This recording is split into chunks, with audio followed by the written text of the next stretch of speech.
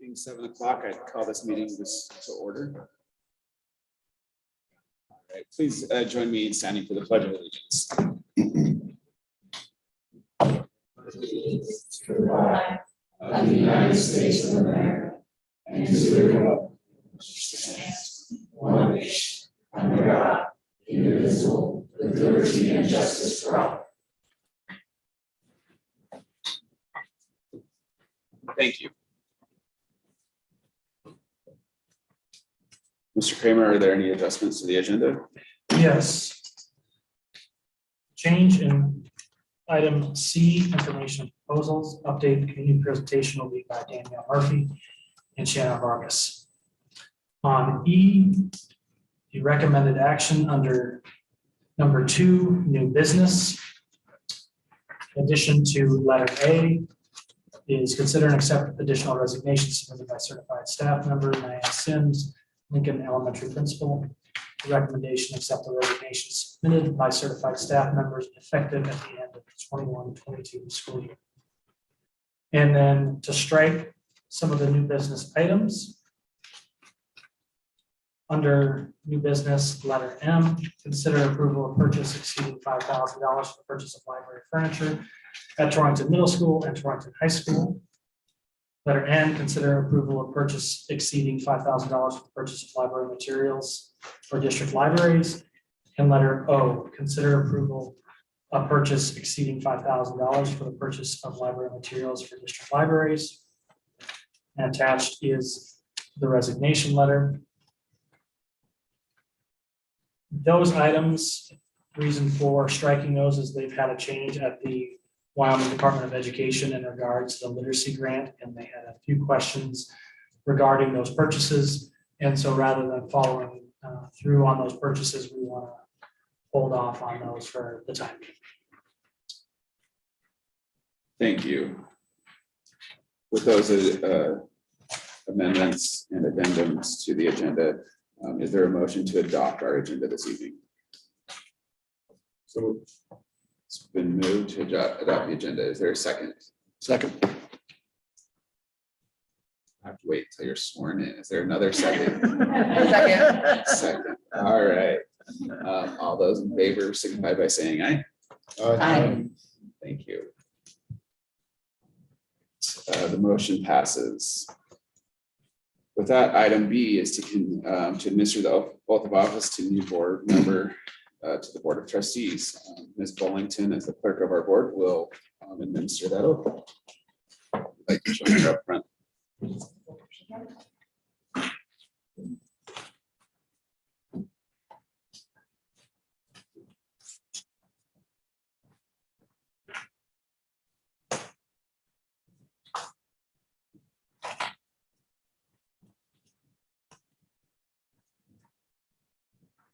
Okay, raise your hand.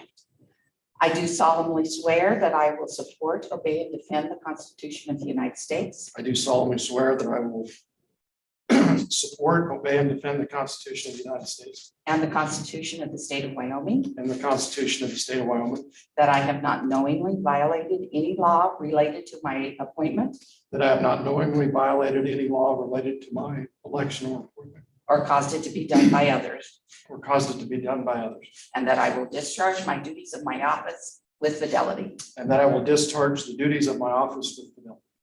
Congratulations. Welcome down. You can vote.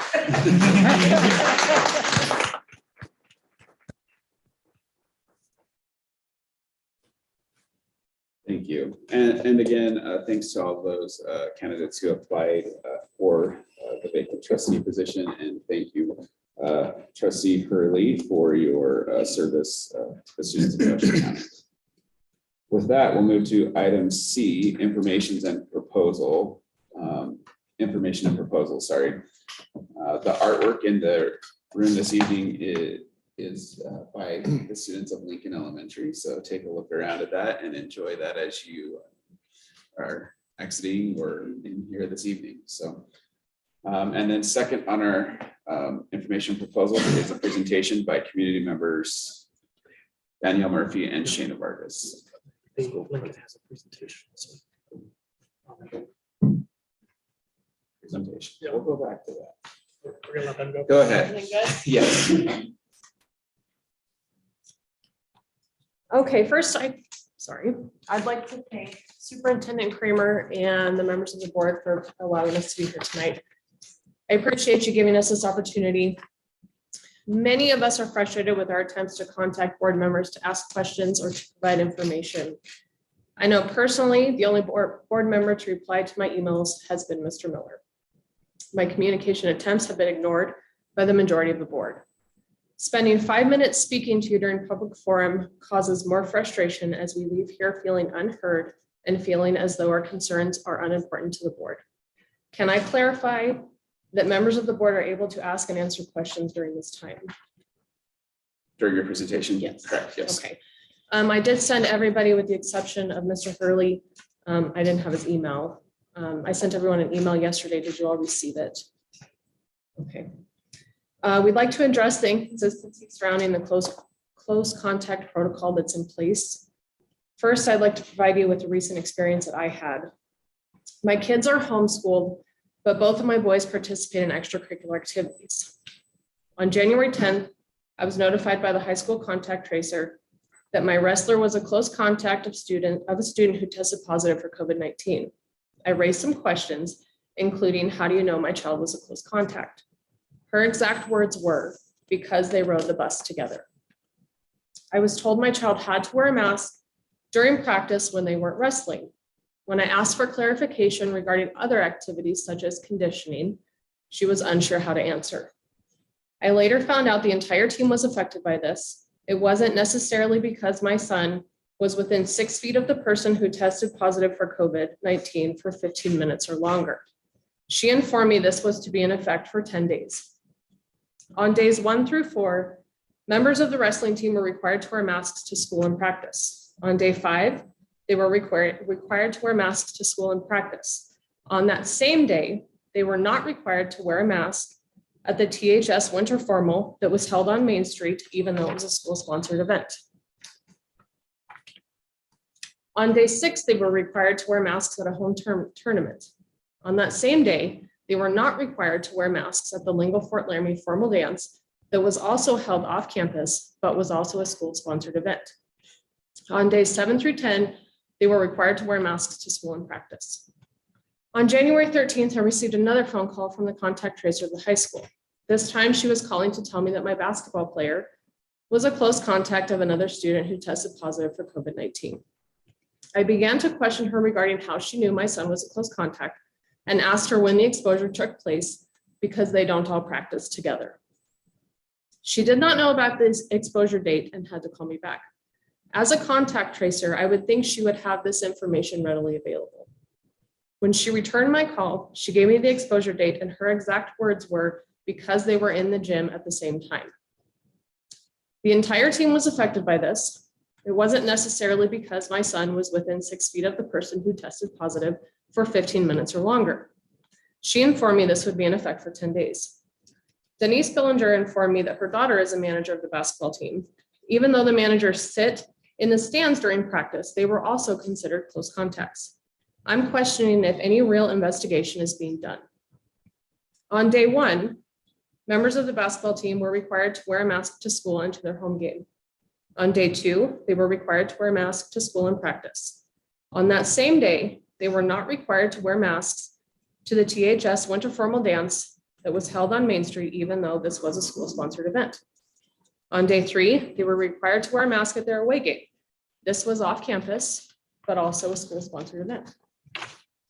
On that same day, they were not required to wear masks to the Lingo Fort Laramie Formal Dance that was held off campus, but a school-sponsored event. On days 4 through 10, they were required to wear masks to practice, school, and games. To my knowledge, no other wrestlers or basketball players have tested positive for COVID-19 after this. I'm wondering if it could be because they're afraid to speak up when they don't feel well because they're afraid of it affecting their entire team.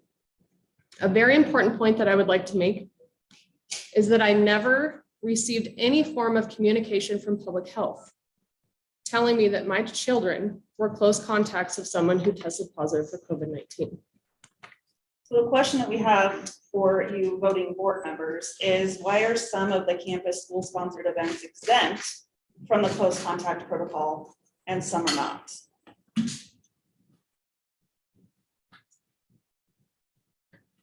Do you have any input there? Yeah, those should not have been exempt. They shouldn't have been not wearing a mask at those dances. They should have been required to wear a mask.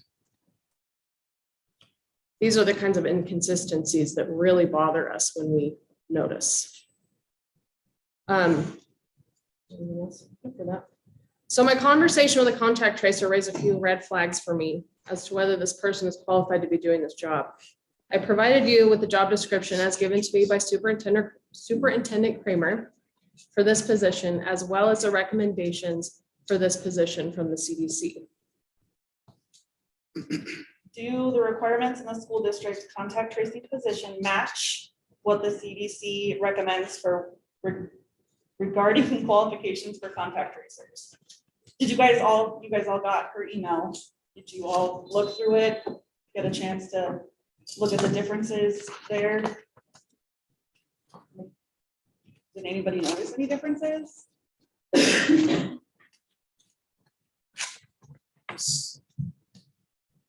want to know what our take was on the difference between the current job posting and the CDC recommendation for contact Sure, tracer? that'd be great.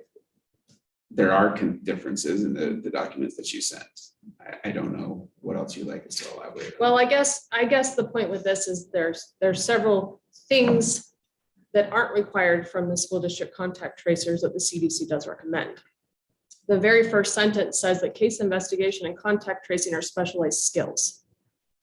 A few things that the CDC recommends that contact tracers should have is an understanding of the need for patient confidentiality and the ability to conduct contact tracing interviews with care of confidentiality, understanding of medical terms and principles of exposure, infection, infectious period, potentially infectious interactions, etc. Basic skills of crisis counseling. Strong interpersonal skills are important, but the role of the case investigator also requires a higher level of training.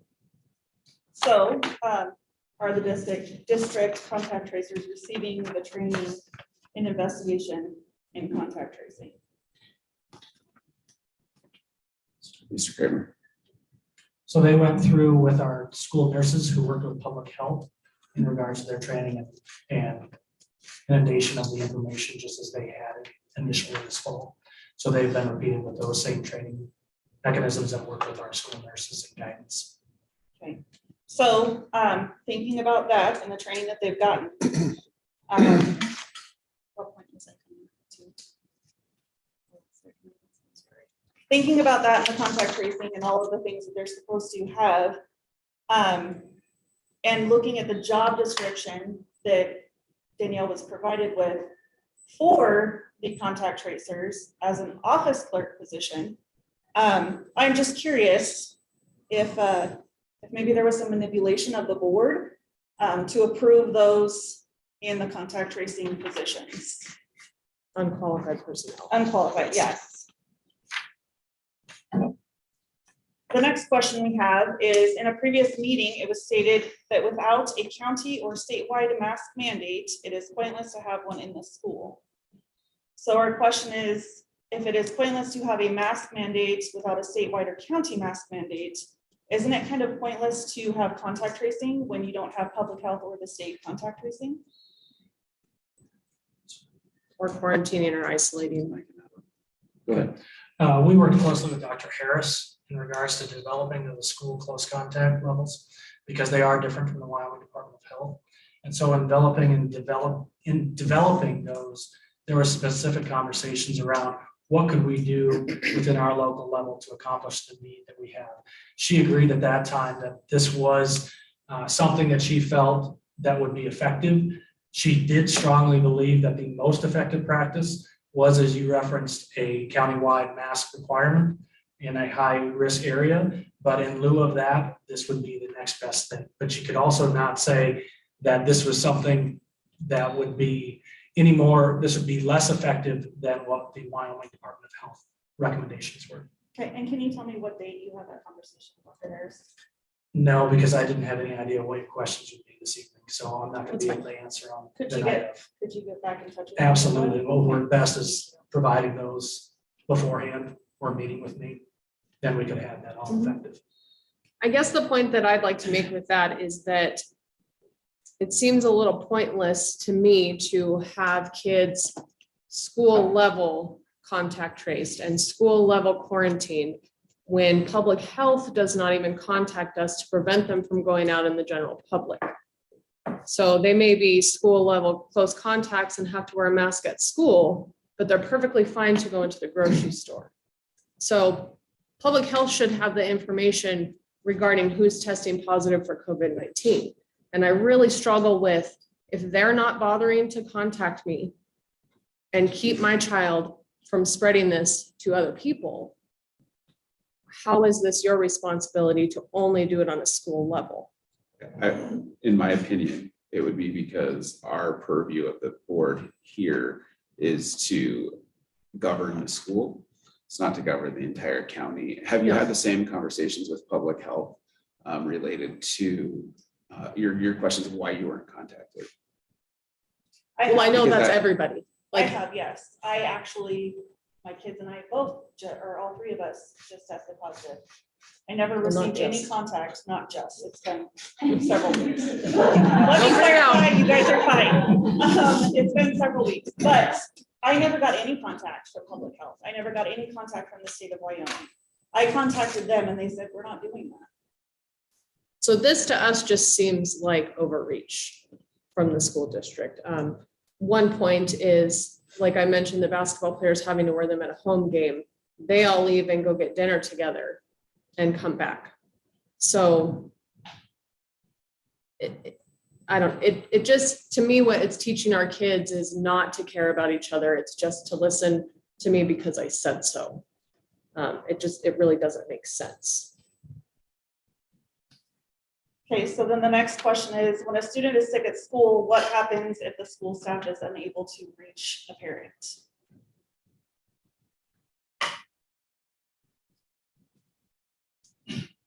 You have any information on how that? So when we developed the Smart Start, that should be in the Smart Start plan in regards to what occurs. Well, just when- any illness, not COVID-19.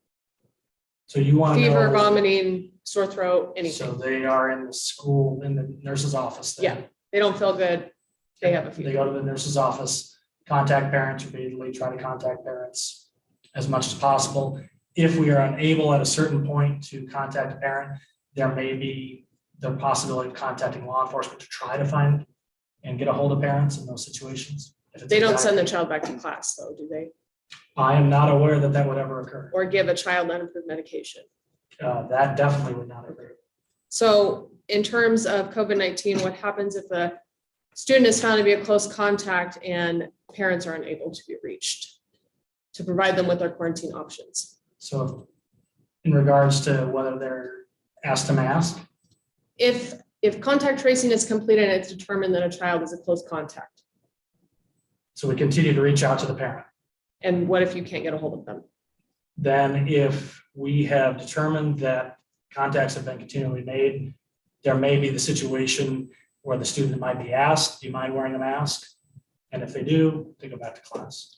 So In many cases, in those situations, though, the nurses, because of their relationship with parents, have a pretty good idea of family stance on the situations.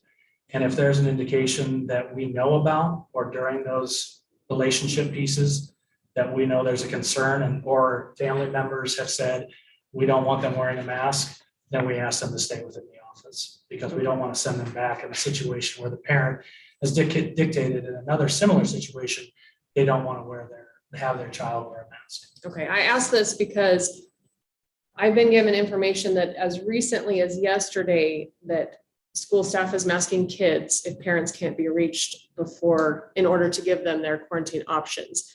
I really struggle with this because I know that there are students that have mask exemptions in their 504 plans. They may have a medical reason to not wear a mask. I think that saying the school nurse might have a personal relationship with them and know is not really acceptable.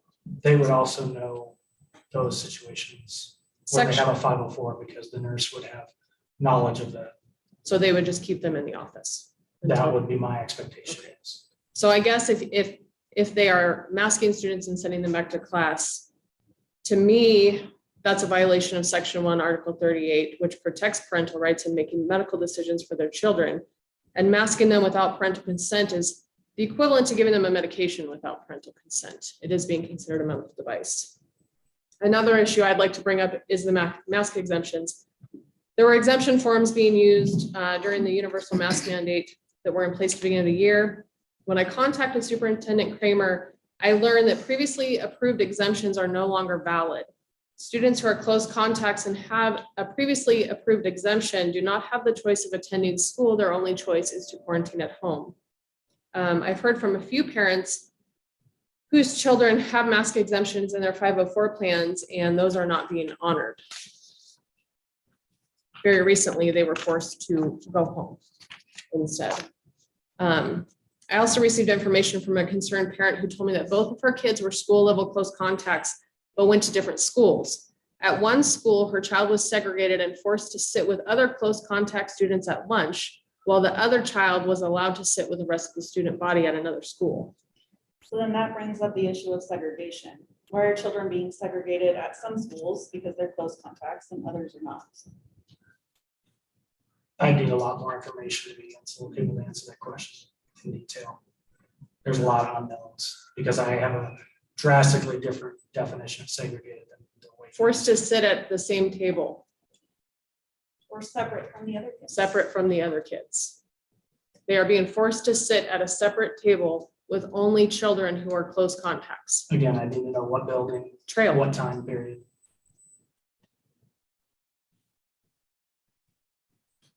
I'd also like to know the students in particular. I know, please do not say that. No, I'll get you that I need to information. know that information so I can actually find answers for you.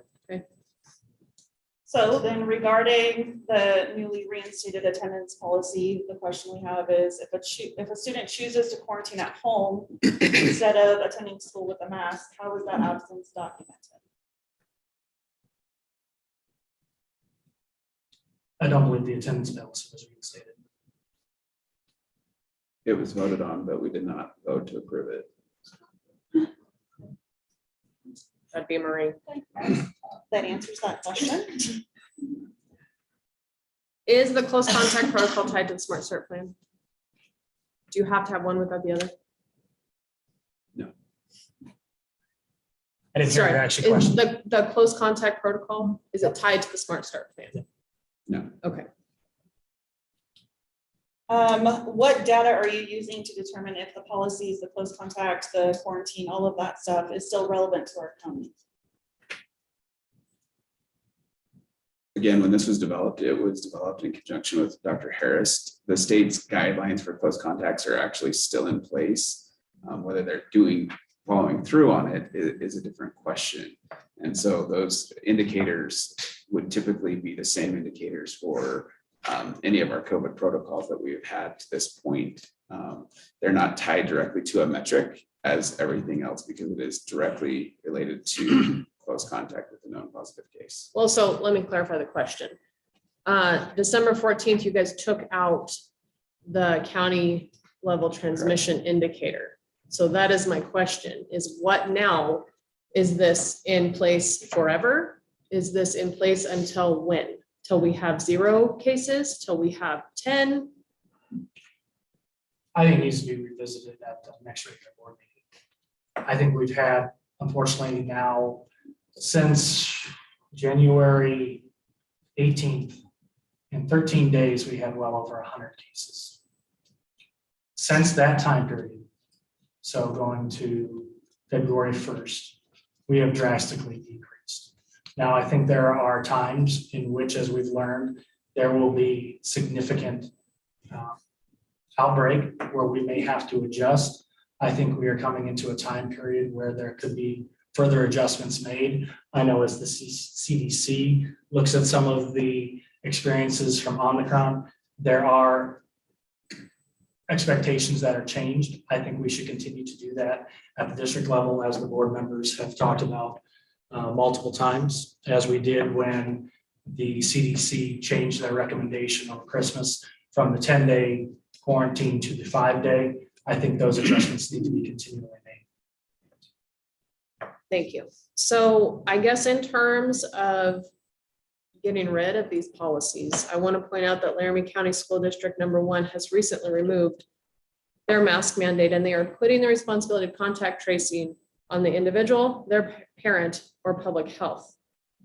They say positive individuals will be responsible for contact tracing contacting those with whom they have been in close contact. If you are in close contact, please follow the instructions of your healthcare provider or the Wyoming Department of Health. So what does this district need to get rid of this policy? What does the board? What does the need? board need? What would you guys feel comfortable having? What information do you need? What transmission levels do we need to be at? What do you guys want from this county in order to get rid of this policy? So are we just having an open conversation, basically? Okay. First, I'd like to thank you guys for coming and speaking.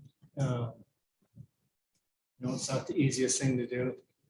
And I do think it is more helpful in a presentation type setting rather than public forum. Gives us a chance to answer questions or engage. Really quick, I'll just give my take on it. I was going to bring it up anyway later on, but this is a perfect time. So for me personally, I guess what I would like for my family personally, where I get hung up on is, so the state level gives all the school districts a recommendation. That's all it is. They recommend things from the CDC, they pass it on to the school districts. Everything is a recommendation. We take that recommendation, those recommendations, and basically make policy with our close contact protocol. To me, I think it would be as simple as just keeping the close contact protocol if we need it. There are a lot of people that do find that helpful, but having the close contact protocol communicated in a way that is a recommendation. When your child is considered a close contact, the nurse gets out the close contact protocol and says to the parent, this is our recommendation. We recommend you choose option 1 through 4. And these are the options, or whatever we have listed in our protocol. To me, that would give every single student, every single teacher, everybody the option to take that as a recommendation, and that's it. So can I ask you, what would your recommendation be if parents chose not to take any of those 4 options? Nothing. That's their choice. That's what the state does to us. The state's not mandating we have anything. They're I think- recommending we do. I think So I get hung communicating up with, on why can we take their recommendation and turn it into a mandate? That's basically what we do. I think at least informing parents that their child was in close contact is fair. So the reason that this protocol was even ever developed in the first place was to eliminate having to quarantine 400 kids at a time based on what the state or the federal government was recommending. And so this at least gave us an option to not have to quarantine whole schools or whole classrooms. Now, has it outlived its usefulness? Possibly, and more than likely. And do I believe that at some point, yes, in the near future, we need to revisit it and make significant changes? Absolutely. But I do the thought process behind the original development of it was only twofold, in my opinion. get it to where we didn't have to mask the whole school district, for one. For two, make it to where we didn't have to quarantine whole schools or whole classrooms at a time, essentially, and have those kids out of school. That was the whole intent behind developing our own protocol, essentially. What I call this policy is it's a good paper policy. It looks very good on paper. The way it's being implemented, not so much. So when you look at it and you see that it's preventing kids from being quarantined, it may be preventing kids from spreading it, and you look at how it's actually being implemented. Like, for example, masking the kids at the games, and then they're free to roam in this tiny little building.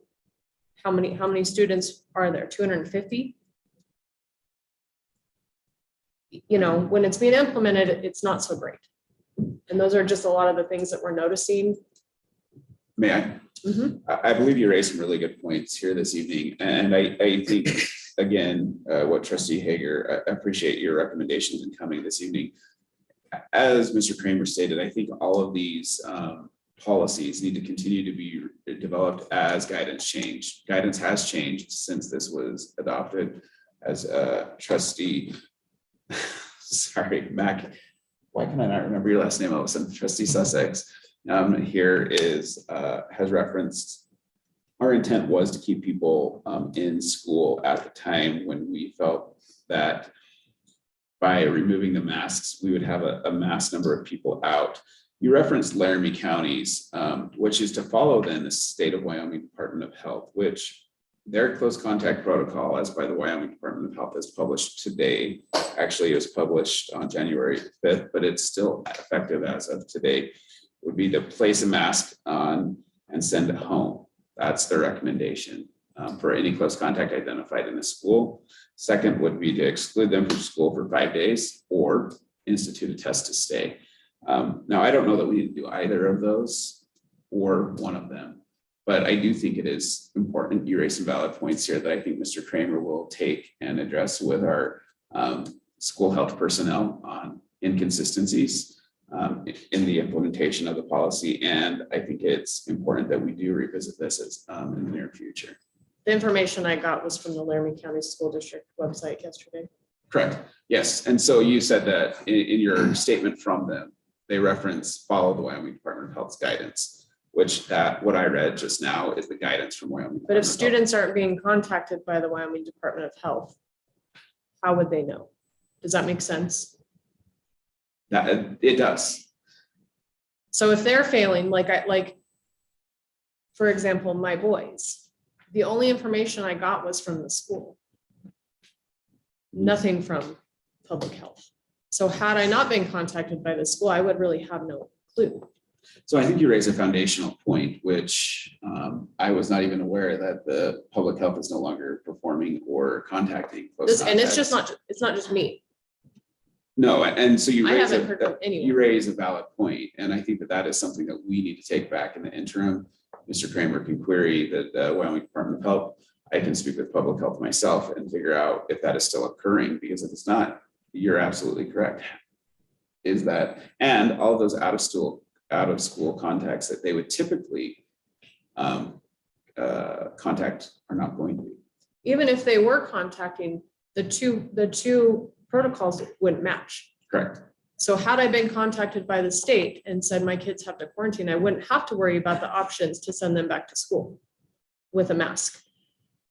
Does that make sense? Yes. So I think it's very obvious by having this protocol in place that they're not contacting, because theirs would override the school district's policy.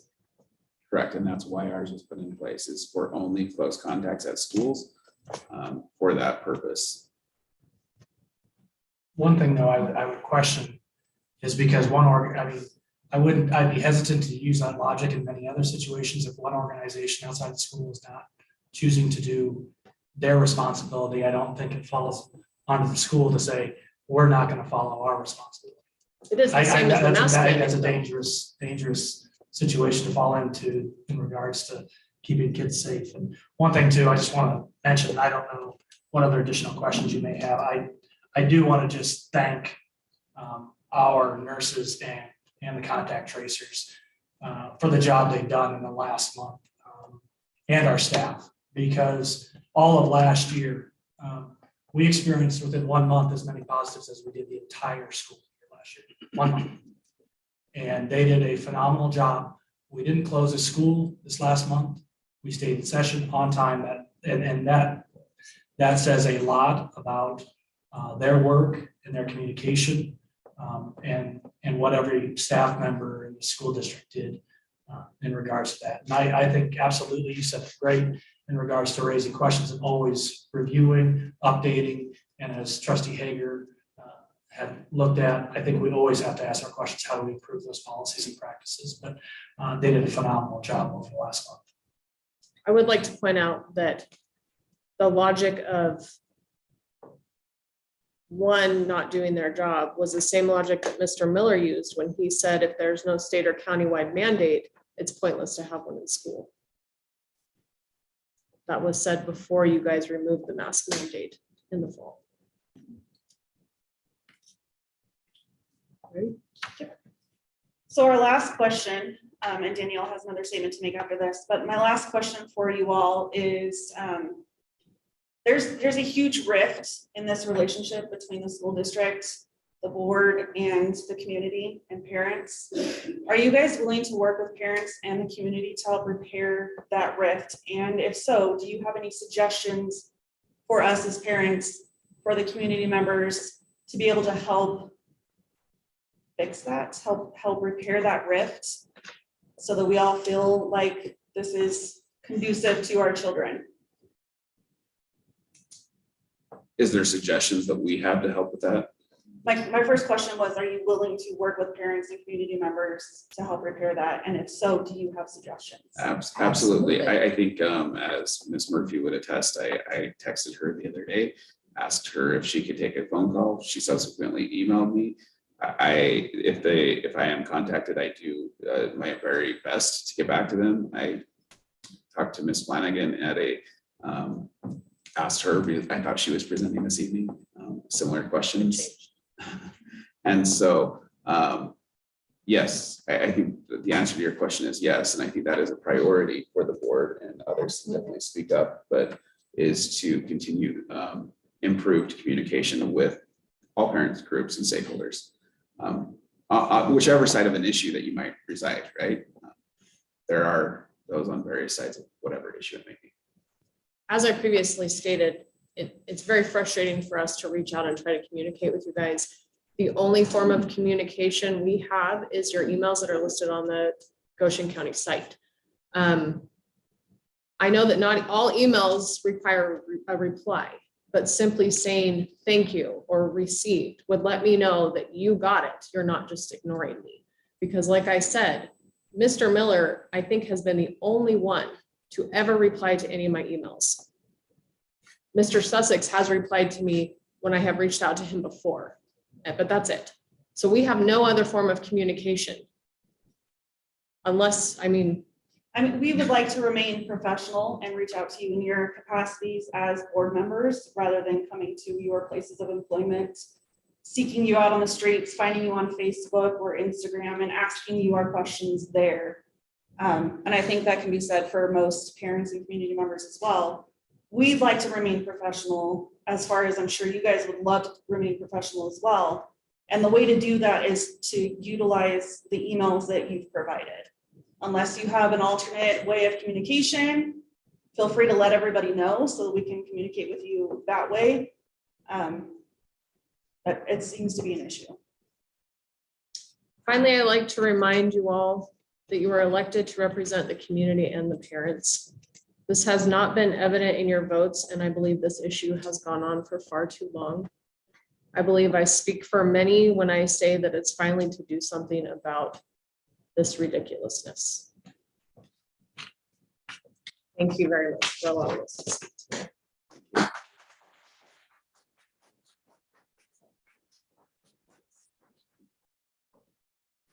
Ms. Sims, I apologize. I read school presentation of artwork instead of and artwork. So we'll now hear from the school presentation. My artwork is fun out of it, so hey. We're doing good stuff for kids at Lincoln, so your heart So will would be you full. please repeat after me? I am now a Blazer. I am now a Blazer. This is where my Blazer trail begins. This is where my Blazer trail begins. I have Blazer rules I have Blazer rules and a Blazer way of doing things. and a Blazer way of doing things. So before I make a decision, So before I make a decision, I I ask, what would a Blazer do? what would a Blazer do? And then I make a good choice, And then I make a good choice, get good results, get good results, have a good time. have a good time, Because every day is a great day to be a Blazer. because every day is a great day to be a Blazer. That is how we start our week out every Monday morning. And so I'm excited and I thank the board and Superintendent Kramer for allowing us to showcase our school, our students, our staff. These ladies here are part of my team and we, as a whole, I'm gonna get all teary-eyed because now I've got that thing on them. 4 years ago, when I came to Lincoln, it was rough. There was a lot of cultural things that were taking place, and we saw a lot of our kids that were struggling. We saw a lot of our staff that were struggling. It was a cry for help. It was we kind of gone into crisis. We then had COVID. COVID hit, and that just kind of bubbled up and fizzed over the whole situation. Last year, we said, we've got to do something. We've got to put some things in place. We need some processes and procedures in place. That's good for kids, that's good for our staff, that's good for our parents, and that's going to make everybody want to be where we're at. So Lincoln Elementary put in some behavior structures to be more proactive instead of reactive. We did a lot to remind people that we are working with 5, 6, 7-year-olds. And what they can come to school with as far as knowledge and experiences is a lot different than if you're at the middle school or the high school as a student. And it is true, we are building their foundation. This is where their Blazer trail begins. So I'm going to turn it over to these ladies that are going to explain some of the things that we have in place right now. You know, this afternoon, we were kind of putting this together and reflecting on the last year, and it really put into perspective to me the power of what we did this last year, as far as the structures that we put in place, because it was about this time last year that our teachers were really struggling and our kids were really challenging, and we were problem solving individually. And we thought we need to put things in place that support everybody and support every child. And so that's kind of what happened. And as we looked at this is just some really cool stuff that we get to present tonight. So we have 5 structures that are in place. And so the first one that we're going to talk about is our triage. And this is a preventative structure that we put into place. And every morning, as kids walk into our school, we take kind of an emotional temperature gauge of how everybody's doing. So as kids are coming in the door, as they come into their classroom, teachers are checking in and asking how they're feeling, how they're doing.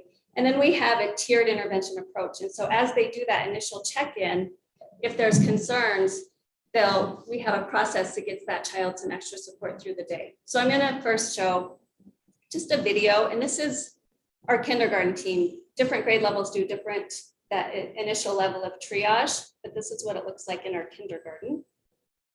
Why is there not sound?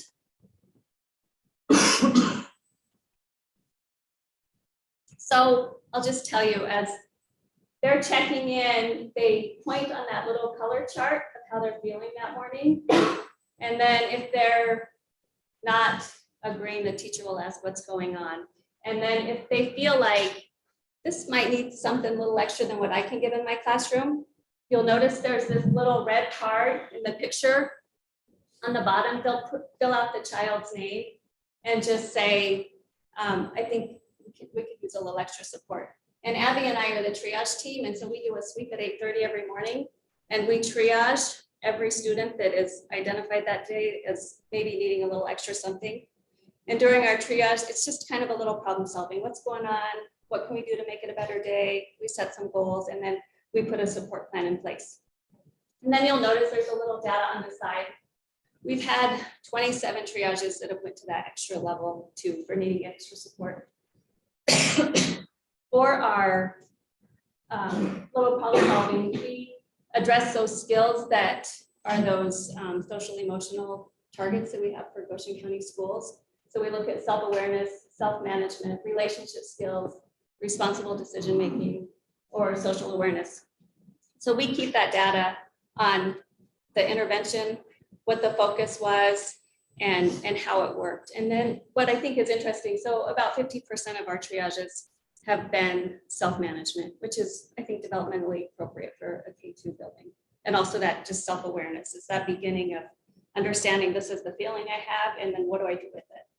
So that is our first system that we put into place to support the behavior supports at Lincoln. Right. Sorry about the sound. It worked a couple hours ago. Okay, the next thing that we have implemented, so this is my third year at Lincoln, and before I was here, I was in Cheyenne, and I went through extensive training at my school in Cheyenne for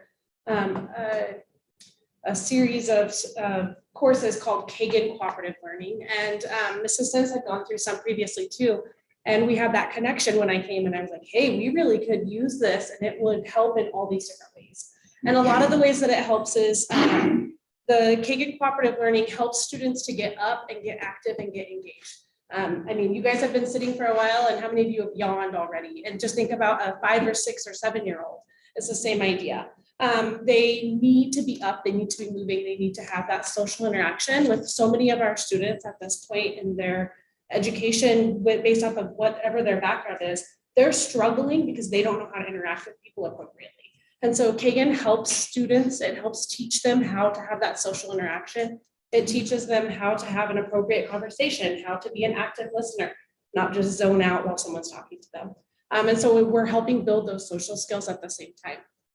We're also building that classroom community to help create. Oh, I forgot I had another slide. Sorry. We're helping build that classroom community to help create a positive environment within the classroom so that the kiddos have a positive relationship, and it has also helped decrease then our behaviors that we're having, our confrontations that we're having. One of the other things that we've incorporated from Kagan is a school-wide signal. So like when we're in an all-school assembly, Mrs. Sims will say blazer, and all the kids say pride and put their hand up and their mouths go quiet. And I really feel like that is something that the classroom teachers have implemented this year too, that has been really successful and helpful for them. Some of our next steps when it comes to Kagan is just more trainings. There's so many different courses that we can do, and Mrs. Sims has been really great about getting trainers here at Lincoln, and we've gone through little ones, which is perfect for our age group, and we've gone through win-win discipline, which we're going to talk about here in just a little bit. And some other things that we've done is modeling, where I go into classrooms and the teachers say, hey, I really need help with teaching red words. What's a way that I can do it that's active and fun and engaging? And I will model a structure with their kids so that they get to sit back and watch and see how it can be implemented. One of the other things that we're going to do is we're starting structure of the month, and they're going to be able to, their job is going to be, okay, figure out how you can use this structure to help you best in the classroom. And then what comes with that too is coaching, where I go in and watch them do it and see how that I can help them tweak it just to make the lesson a little better. I was saying, if we don't have sound, got any big tips, Brian? Check that box, can you share the screen? Oh, is that what I missed? Should I undo it or? So, Just exit out and share it.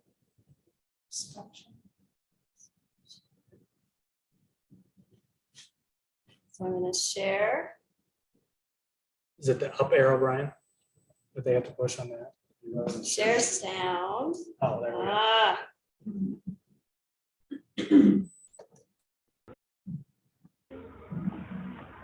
So this is a first grade classroom. I modeled this structure for her back in October, and since then she now has it. Certain song. The kids hear the song and they know what structure they're going to be doing, and so they know what materials they need to get. And so it's really great because for her, she doesn't have to be like, okay, everybody needs to get this, this, this, and this, because we're going to do this now. she plays the song and it's like the WWE, like wrestling song. I don't know. Yeah, there you go. And so they know, oh, it's time for showdown. And so they go get their materials and then they head back to their table.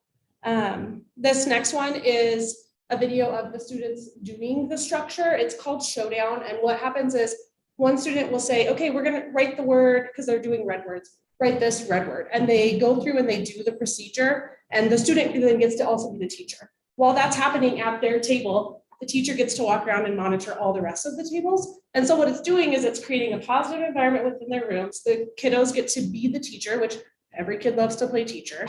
They get to have that positive interaction. They have positive words of affirmation back and forth. Ready when you're ready. What's the word? Take mine. Can you say the word back to her?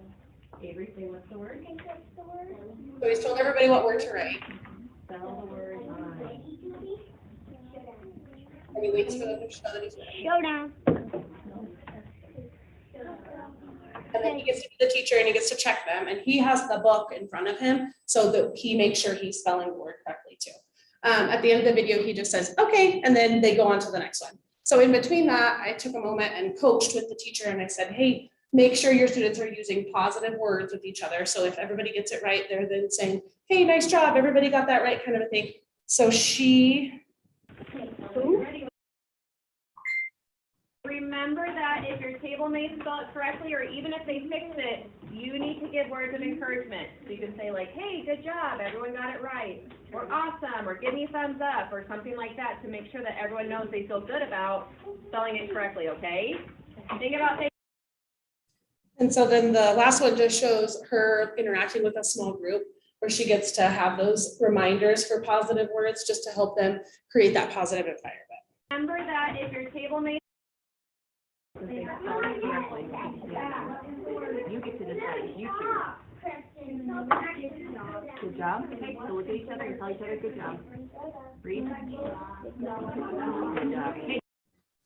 And so it's really interesting just at this age. A lot of it, so much is like, don't forget, tell your partner they did a good job. And it seems really corny, but the kids get so excited about it. And I always tell the kids, your goal is to make the other person smile. Because if you look at somebody, you're like, good job. It doesn't make it sound like, oh my gosh, kiss your brain, you did a great job. Half of you just smiled in that 2 seconds that I acted crazy. Like, it just helps the kids to be like, ooh, I did something right, even if they don't necessarily. And one of the things is, if they get it wrong, the teacher then will say, oh, don't forget to check with mine, and then they can fix it and they still get that positive affirmation. The next piece of Kagan is the win-win discipline. And this is something that we've really adopted as far as looking at our behaviors and our discipline structure at Lincoln. And this is all related to that Kagan cooperative learning too. And so it just kind of talks about the different areas and the ways to look at behaviors that come up within the school. It really, all of our staff got trained in win-win discipline, and it really taught us all how to communicate with kids and how to help find solutions with kids. And so I just feel like it's made a huge difference. And discipline is not necessarily an office referral, it's an opportunity to teach. And then win-win discipline really gives us the tools to teach and then start identifying what are those different areas of behavior, which are these ABCDs. And then it goes into what position is the child coming from? And so, if it's attention seeking, then win-win discipline gives us lots of ideas on how can we give kids that need for attention so they don't have to seek it in negative ways. And so it's really been a powerful area for our discipline. One thing that I think we found really powerful in this process is when we go to have behavior problem solving team meetings with families. We took some of our data and alongside the families, we did tally marks, like under which ABCD category the behavior was coming from. And then as a team with the parents, we could look at the child, their position, and then go back and look at 40 strategies of things we could implement within that behavior plan to try to address that behavior. And it was just really cool for the process to go with the parents and really give a good understanding of the whole child and not just the behavior that they are displaying.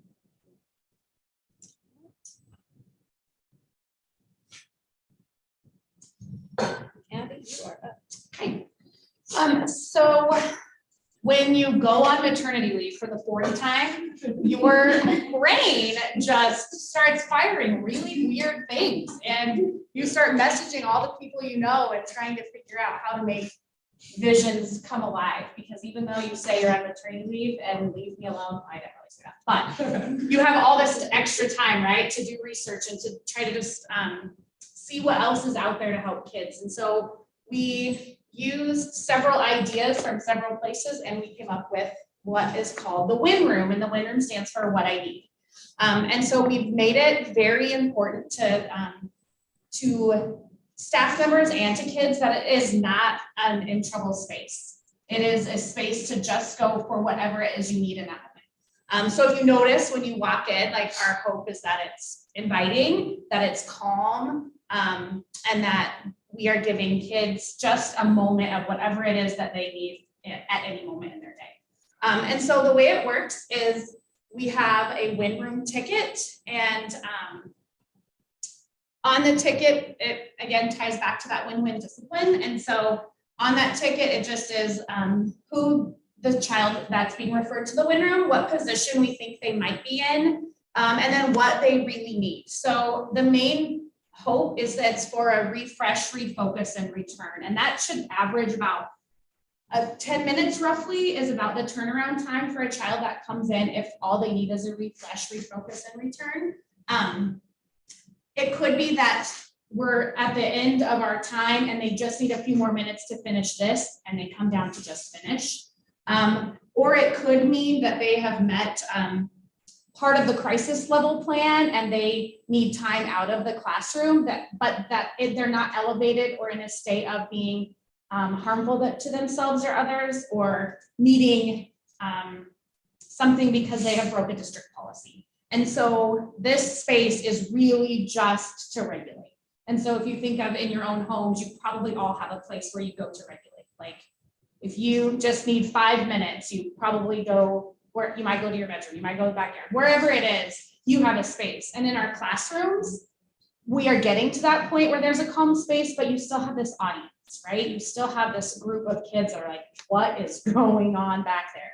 And so prior to our implementation of these, what we found was the only intervention you really have is go to the office, right? Like that's what you do. Well, what is every kid gonna do when you say go to the office? No, like I'm not going. And so we have just made it so important that this is a safe thing and this is where you can go and it's okay. And the people that support this room all have the exact same goal in mind, and the way that people speak to kids and treat kids is really powerful. And so they get an entry ticket, we review the entry ticket, we know that we are starting a 5-minute timer and there is no interaction. We are not talking to the child, we are not having any conversation, we are just giving them 5 minutes. Because if you think of when someone may need a minute, when they're upset, the best thing to do is to give them time, right? And so we give them time. Most of the time when the timer goes off, they're ready to talk. We still have a few kids that come in and 5 minutes is not enough and we just give them more time. And so once the timer goes off and we've reviewed that entry ticket, and then whatever adult is in there that's doing the interaction with that child then makes a decision on what's happening next. And so if you'll notice, the next part of our problem solving is what we call a think sheet. And it's just a reflection of what happened and a plan for success to return to their classroom. And so we fill that out with the student. And then we have a sheet in there that just is a check-in so we can monitor how many times it's being used. And then the plan for success goes back to their classroom teacher. We have a couple other documents that we use if we need. We have some apology letters. We have a little leaf that says, I've turned over a new leaf. Please accept me back into your space. So we have just some different things. Also some mindfulness activities that can go on in there. There's a lot of research around mandala coloring and just getting your brain back into a state of relaxation where you can make good decisions. And so we have some of those in place. We have some different sensory input items that children can access as well. Some different brain break type things. A lot of times if you can just get their brain to think about something totally different, their refocus time is a lot smaller. I think that's it for the winter. And PBIS, I put on there, we're not gonna present on it tonight. We've been doing PBIS for about 10 years, and I put it on there just to know it's still in place and it's a structural support that we have for behavior. And then we had mentioned earlier, last year we were in crisis. I mean, that was before all of this came into play. And so we put together just a school-wide crisis plan, and it was a leveled system. And so I just brought that to show to you, but the good news is we haven't used it in months. But this, honestly, this whole system that we have put together came from this. Like, we decided we needed a school-wide crisis plan, and this is what we came up with as being most effective for us. And so this is what came first, and then we backwards designed to what was the root of what we were really truly needing for kids. And so it just kind of made its way. And how this plan worked was, we met with all of our staff, we reviewed the plan, we had them put in their phone, our core behavior team, all of our numbers. And if they were struggling, and if say they were at a level 1 or a level 2, a level 1 is like, please come down to my classroom and just help me out. Or can you come take over so I can problem solve with the student? And so it was just being able to text, I'm at a level 1, can you, and whoever was available would say, I'm on it, and we would go and support in any way that we could. But knowing what we were coming into, or if it's a level 3 that it's an emergent, I need you to, come and help get my other students out of here or whatever. And so that's where this crisis plan was developed, because we were really in a hard place last year. And then as we put this all together this afternoon, I asked Laura to just pull some PowerSchool data for us, just to look at major discipline referrals that were written up in the office from the beginning of last school year until this day, February 8th. And so in 2020 to the 21 school year, there were 155 discipline referrals in the system on February 8th. And this year we have 54. And so, as I'm a social worker, and the framework that I come from is a crisis is really an opportunity to grow and become better. And now as I look back at how hard last year was, it really made us something great. And I think the most important part was that we were able to empower not only our students, but our teachers. Because they felt like they were losing power. And that anytime you feel like you're losing power, whether you're 5 or 50, it will put you in crisis. Your body will react into fight or flight.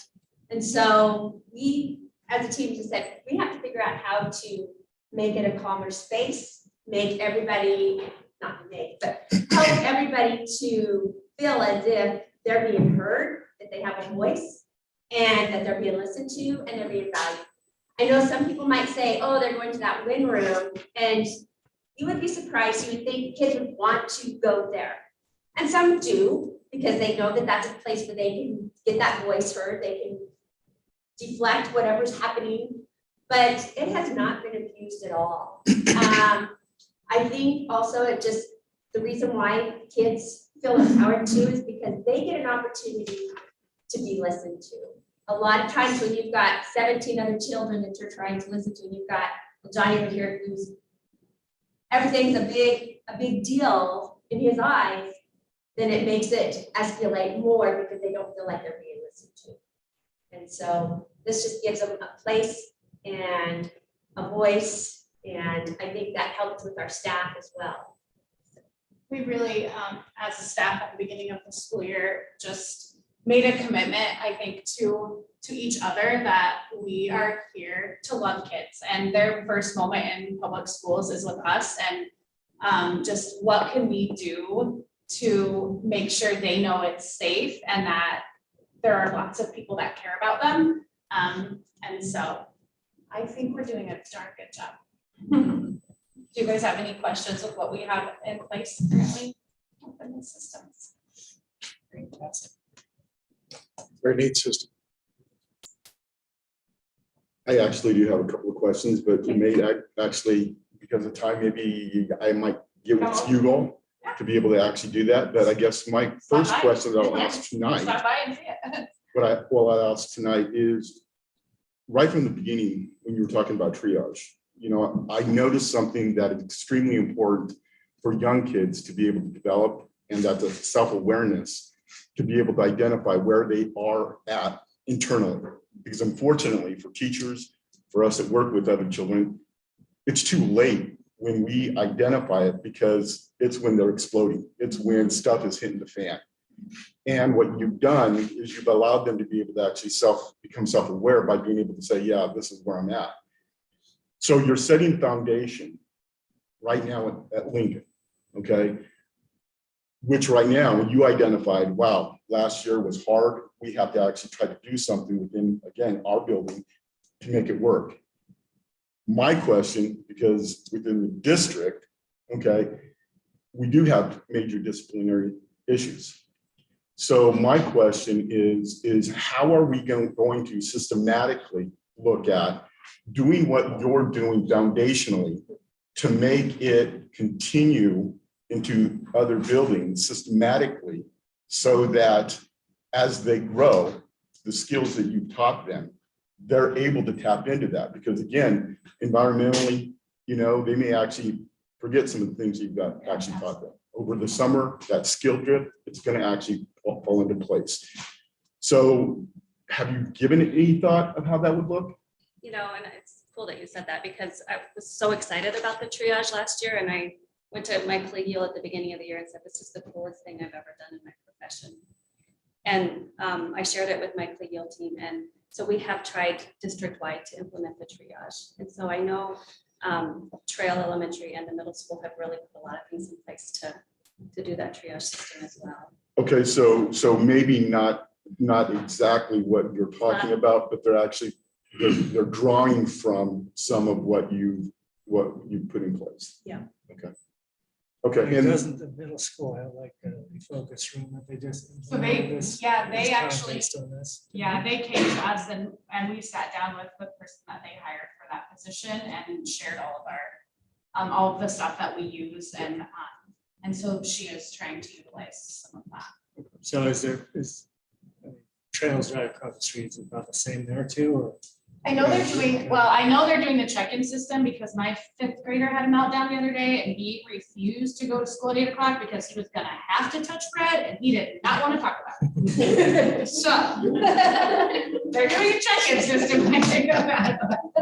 But Brenda can speak a little bit to that. I don't know exactly what it looks like in other schools. You know, I just presented what we were doing and we just talked about what it would look at different grade levels. And then everybody kind of went with what would work for their school. And I think what was cool for us is we didn't need more people. We didn't need money. We didn't need any of those things. We just knew it was so important for us and for our students that we were going to put something to make it work. right, and I guess the thing is just again, kind of my goal is to, you know, it's very important for kids to be able to actually self-identify where they're at. Because when teachers have to intervene, we have to help them develop that self-discipline because it stresses teachers out. When they get to a point where they're having to deal with that yuck, but if a kid can actually self-identify within themselves, have options, refocus rooms, check-ins, however it looks, it takes some of that off of teachers as well. So that's why, you know, I like what I'm hearing here. I just like to be able to see, okay, how is it going to grow within the district? So, okay, And I know thank we've you. got some room to grow too, and I mean, they're absolutely, no, we've talked about that too. Because it does take the whole culture, it takes the whole staff to buy into that. You can't take it personally when a kid comes in and has that bad day. Yeah. But also, we're all warm-hearted and that it's hard not to, and so sometimes that reaction causes another reaction. So helping our staff to know and identify those ABCs and positions, they can see that in themselves as well. And then they can also turn around and say, is this a big problem or a little problem? Is this something I really have to have control and put my thumb on? Or is it something I can let go and we just keep on moving on? So definitely that as well. Well, thank you guys. Thank you. Yeah.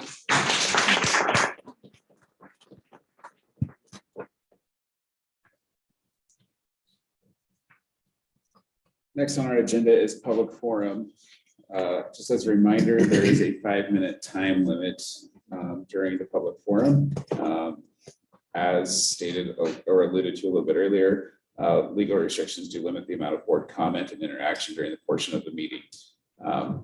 So we do have your forms here this evening. We'll invite you up. And as a reminder, for those of you who may have questions about how Ms. Murphy and sorry, I apologize, Ms. Vargas presented this evening, it is District Policy 9361 if you're interested in doing the same. And so with that, we'll ask Ms. Cohen to come forward. Okay. Mr. Kruger.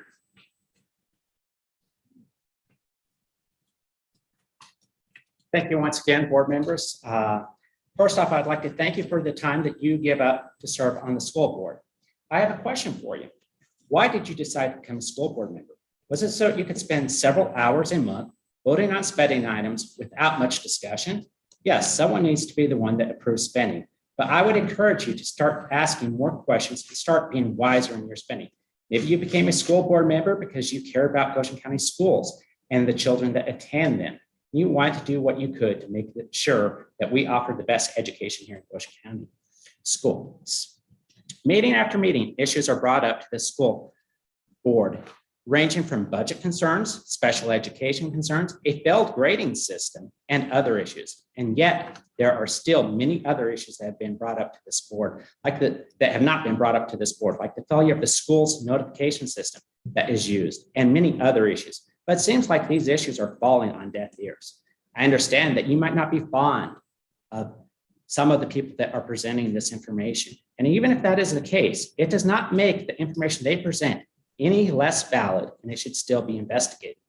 Just like you should be concerned with the education of our children, several of us take our time and are trying to make this school a better place too. By making known to you the issues that are plaguing our schools, I'd like you to consider the fact that the administration is not very likely to highlight the school failures to you. We understand that several of you might not be aware of all of these issues. So what is it you do when the parents and community members present information to you? Do you investigate and see what the situation is? And if there is an issue, are you using your powers to correct it? Or are you just ignoring it? I would encourage you as members to stop just blindly voting for things without more discussion. I would also encourage you to start using the topics for discussion portion of each meeting, and possibly using some of that time to discuss some of the issues that have been brought to your attention. And finally, after you do agree that there is an issue, put it on the agenda so it can be voted on and possibly corrected. So in closing, you should be the last line of defense for our children. Please start being that for them. Thank you very much.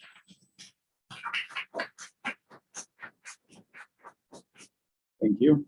Mr. Cummings.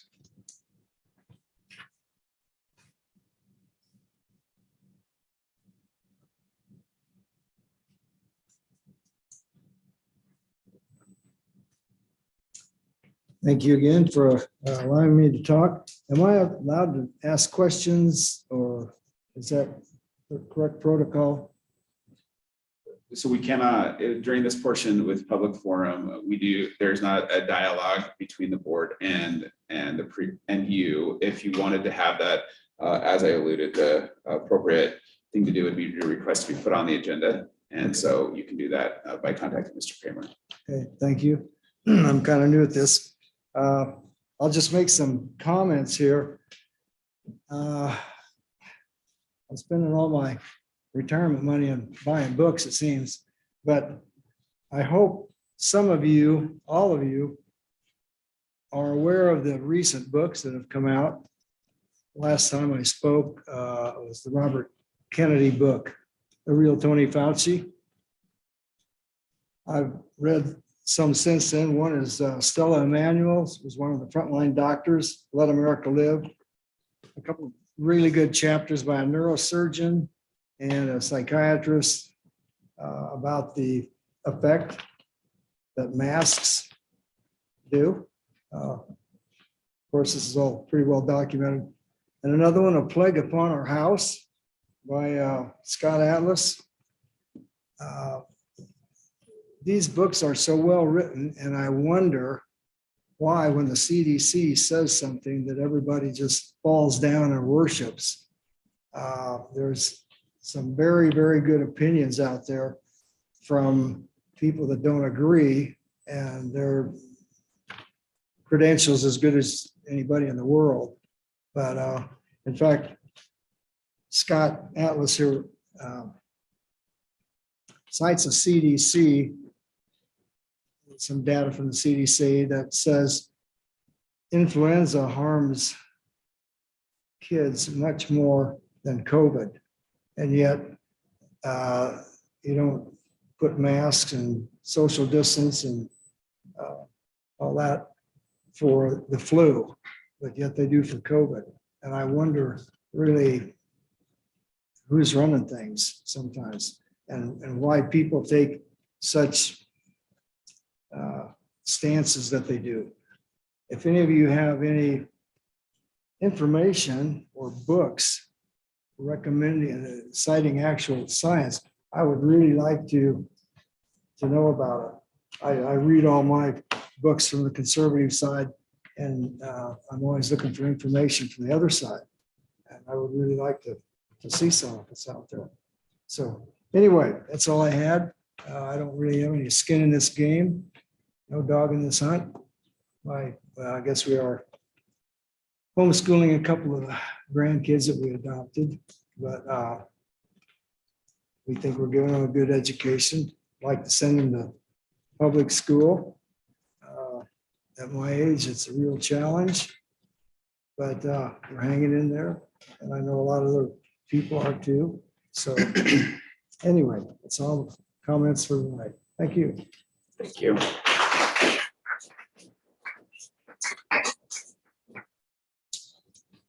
Ms. Karen posted.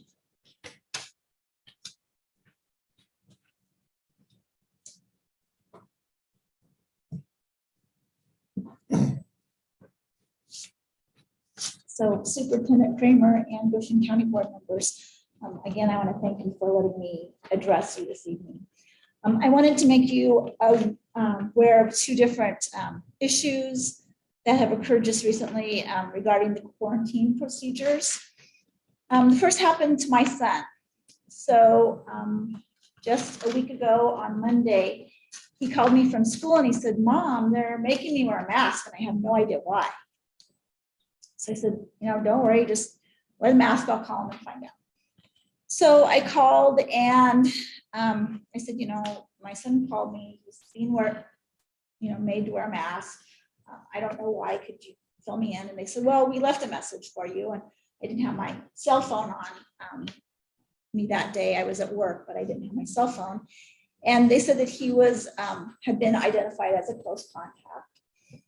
This was on January the 31st. And I asked him, I said, well, when was his exposure? He said, oh, it was last Tuesday, January 25th. Okay, so for 4 days, that Tuesday, Wednesday, Thursday, and Friday, he had been attending classes, sitting, next to the same people, mingling with his friends without a mask. And suddenly here on the 6th or 7th day after exposure, he was being made to wear a mask. Made no sense to me. He was already more than halfway through his quarantine period. Had he been sick, had he shown any signs, I would have kept him home. He'd had ample time to expose everybody that he'd been sitting by and talking to for those 4 days. But I said, okay, well, all right, wear the mask. And he wore the mask for the remaining few days. He never got sick. He never had any symptoms. The other situation happened to a friend and her child, and she did ask me to bring this up. She did not want to, she doesn't want to be recognized, but she knew I was going to talk and I don't have any problem with it. So I said, yeah, I'll mention it. So her child was identified as a close contact and wore the mask. The child did get sick. And even though her COVID test came back negative, since she was a close contact, she had to stay out of school for the 5 days. A few days later, my friend got sick and her COVID test did come back positive. So her child had to stay home for school for another 5 days because now there was COVID in her family. So my question that I want to ask you is, if the masks are okay when there's an exposure in school, why was this child not allowed to come to school and wear a mask when she was exposed at home? What's the difference? Do the masks work? Do they not work? I know with my own son, he's probably closer to people in school than he is with us at home because we sit at the table, but then we go into the living room. He sits on one couch, I sit on the next other couch, or he goes to his bedroom. So, you know, that was a problem. This child had to miss 10 days of school, once because she was sick, and the second time because her mom was sick and she wasn't allowed to wear a mask at school. And I'm going to pose another question to you because this is really frustrating. And this is the same question I asked at the first school board meeting regarding the mask mandate, and the same question that I have asked of individual board members. Not everybody, so. But have we tracked the numbers to see how many children get sick after exposure during their quarantine? Are any of these procedures necessary? Are you afraid to ask that question? Are you afraid to investigate? Are you afraid to think for yourself? Are you just following? One of my friends has a relative that's a president of a school board. That board did track how many of their quarantine students got sick. This was last year. How many of their quarantine students got sick, and it was less than 1%. This isn't a published study. They used it only for their purposes. So they asked I not name names or school districts. Board members, you have the opportunity to track your own numbers. Close contacts are being tracked. Daily temperatures for close contacts are being tracked. Mask wearing for close contacts are being tracked. Quarantine dates, I'm going to finish, are being tracked. So I'm asking you to take it one more step.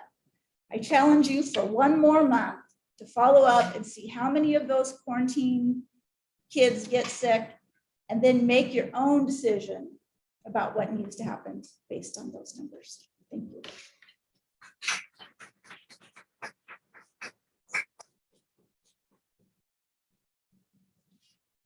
It's Ashley Poston.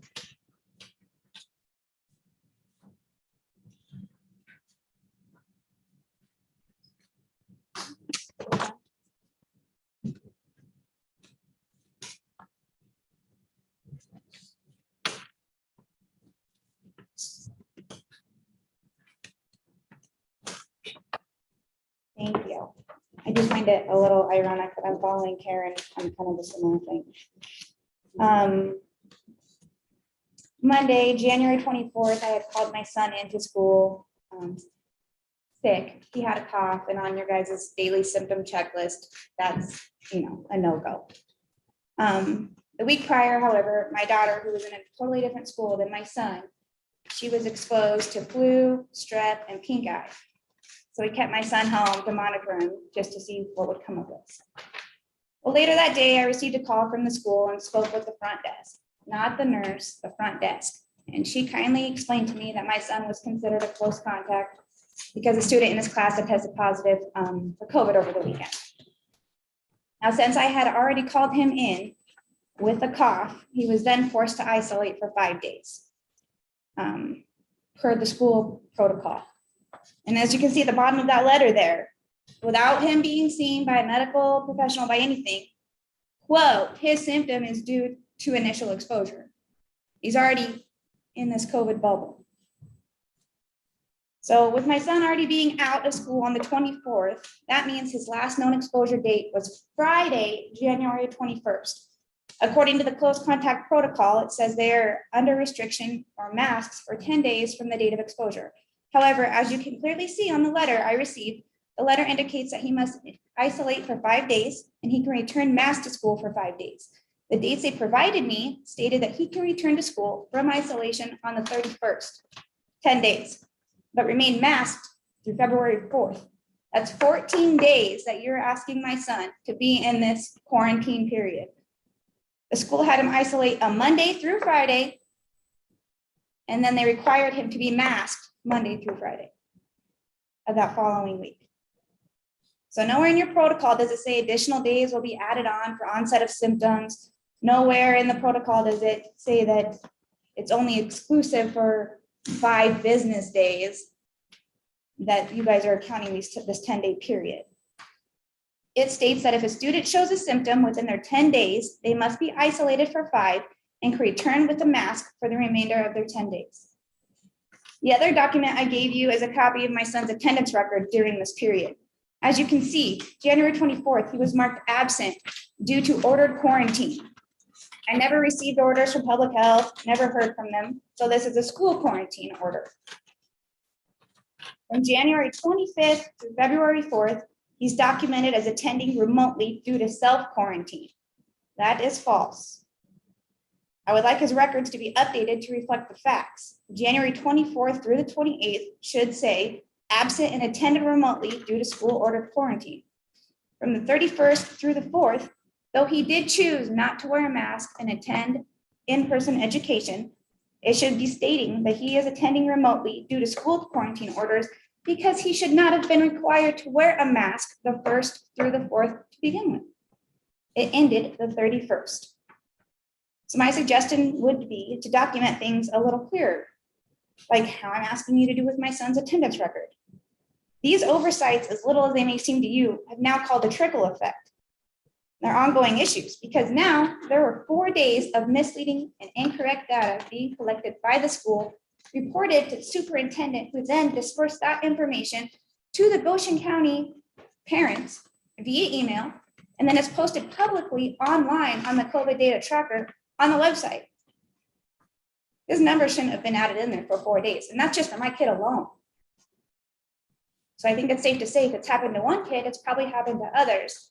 And what other misleading information is being put out there for the public to see? I'm not putting the blame on the school staff in regards to my son's situation. They're in a mess of stuff. And it's all because of this protocol. It's chaos. It's confusing. It's basically pointless because public health does very little with these made-up orders from the school, especially when the kids are allowed to attend activities outside of school hours or functions. We need to come back to common sense and logic and be extremely thorough with the information that we're receiving and sending out there, because now my son could have been in school with a mask had he chose, but he was isolated for more days than he was supposed to.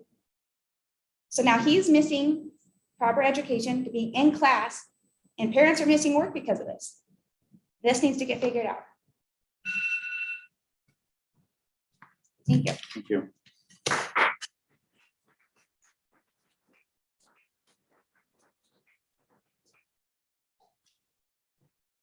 Ms. Coburn?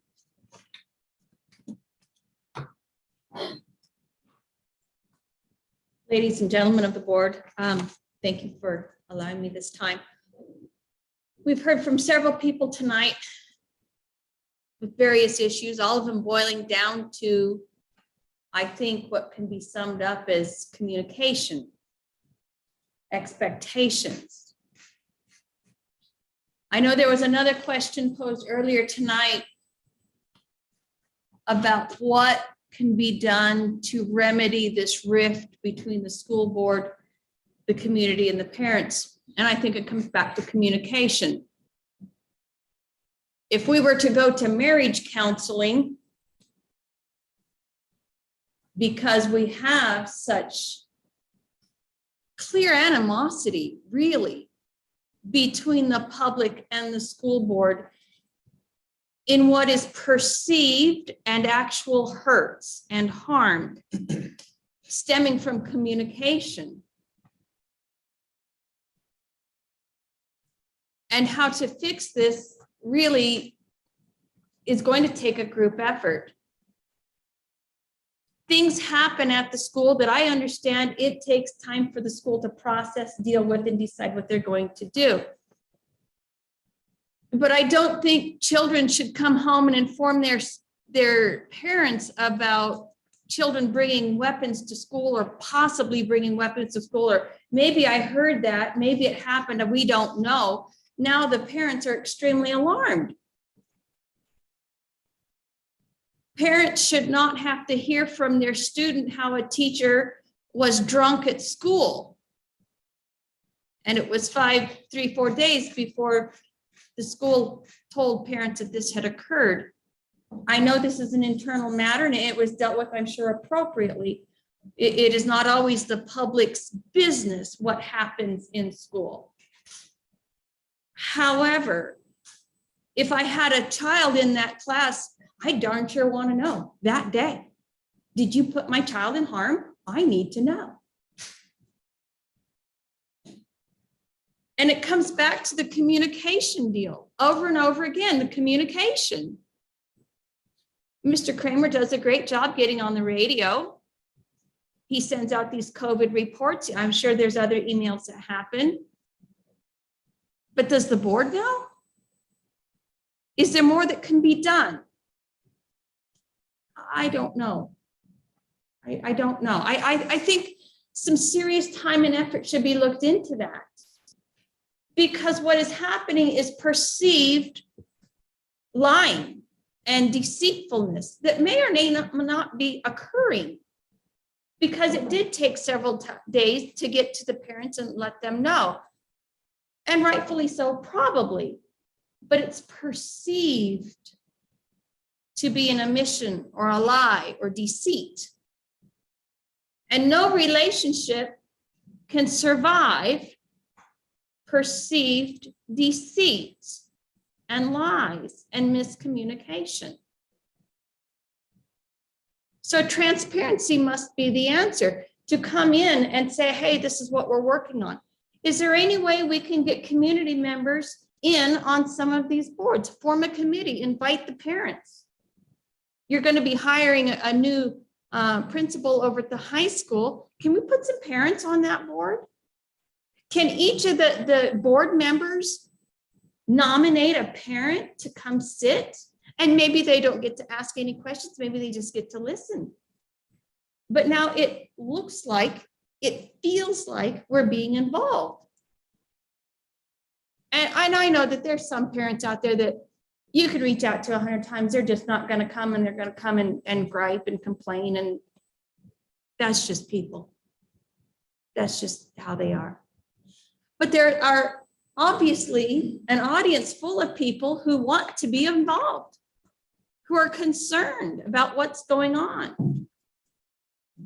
And I don't think it's unreasonable to ask to be a part of people that we have elected to represent us.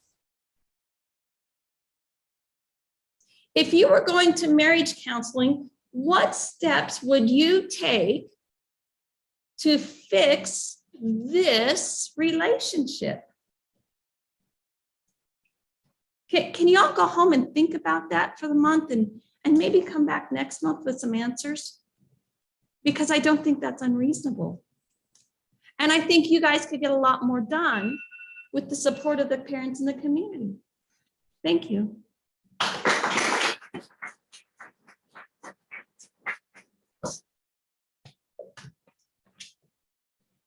Oh, and Mr. Kramer, I need to tell you about a maintenance issue that you're having at your home. We'll talk afterwards. Thanks, Rebecca.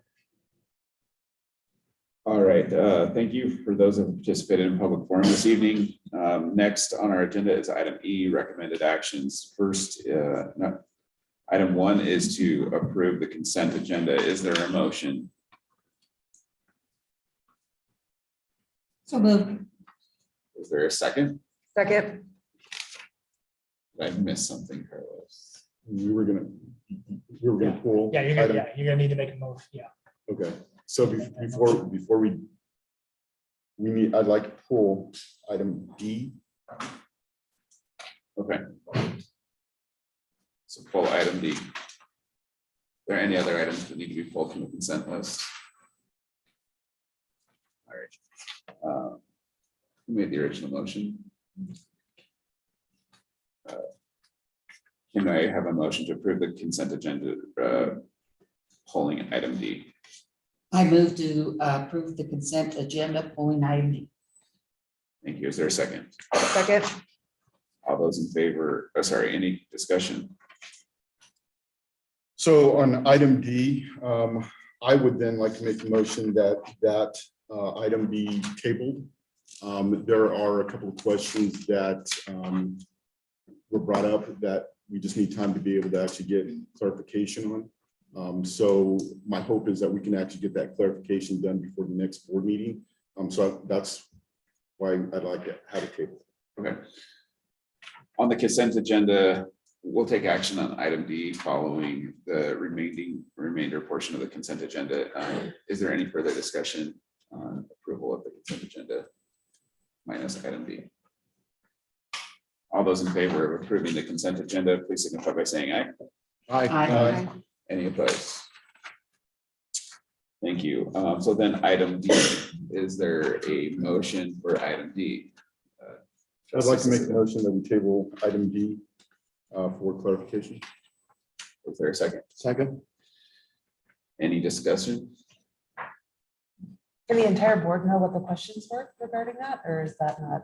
Do you want me to speak to that, trustee Sisseton, or? would you like Sure, to? you can go ahead. There were just some questions on some locations of where swimming would take place regarding certified lifeguards and some other just things on who's going to be chaperoning, things that could be more in detail that just didn't get a chance to ask those questions and have answers this evening. And there's an opportunity to get those answered and then bring those back up in a more detailed manner for the next month and have those available. And it won't affect the field trip to put it off another month? Not that, no, I've reached out to the principal, and it should not have any effect on that.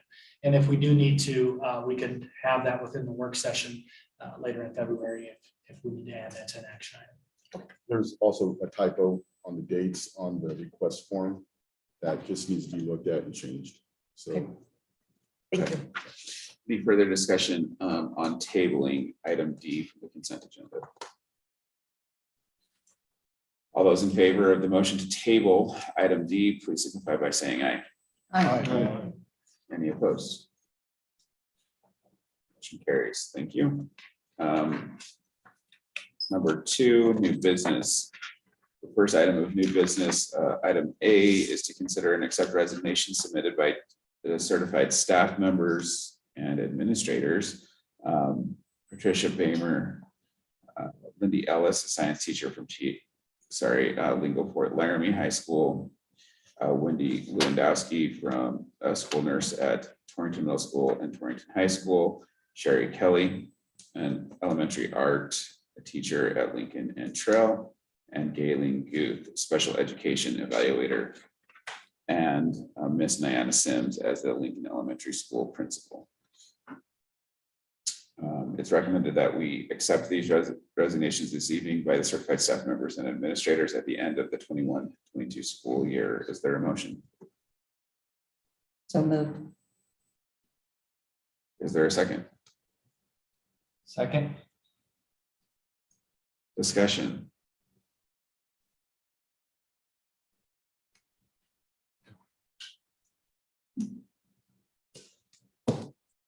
So I would just like to thank all of these staff members, and specifically Ms. Sims. She's been in the elementary school for a couple of my children now, and I know Jordy loves to get his hug from Ms. Sims every day, and so you'll be sorely missed next year. And so thank you so much for your service to our district and all of the impact that all of our teachers have is widely felt. So with that, is there any further discussion? Hearing none, all in favor signify by saying aye. Aye. Any opposed? Motion carries.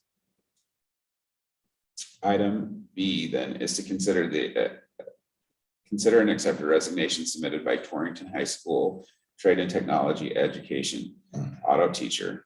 It's recommended to accept the resignation submitted by Chris Mathis, the Torrington High School Trade and Technology Education teacher. Is there a motion? So moved. Is there a second? Second. Any discussion? There a difference between accepting a resignation and firing? Or terminating? I think further discussion that be had around that subject would have to be held in executive session. If you would, so if it would be your prerogative, we could entertain a motion to enter executive session for further discussion. I'll stay with where it's at. All right. All those in favor of accepting the resignation submitted by Chris Mathis, the Torrington High School Trade and Technology teacher, please signify by saying aye. Aye. Any opposed? Aye. Thank you. Motion carries. Consider item C then is to consider the approval of hiring the Director of Human Resources and Public Relations. It's recommended to approve the hiring of Holly Lara as the Director of Human Resources and Public Relations. Is there a motion? So moved. Is there a second? Second. Thank you. It's been moved and seconded to approve the hiring of Holly Lara as the Director of Human Resources and Public Relations. Any discussion?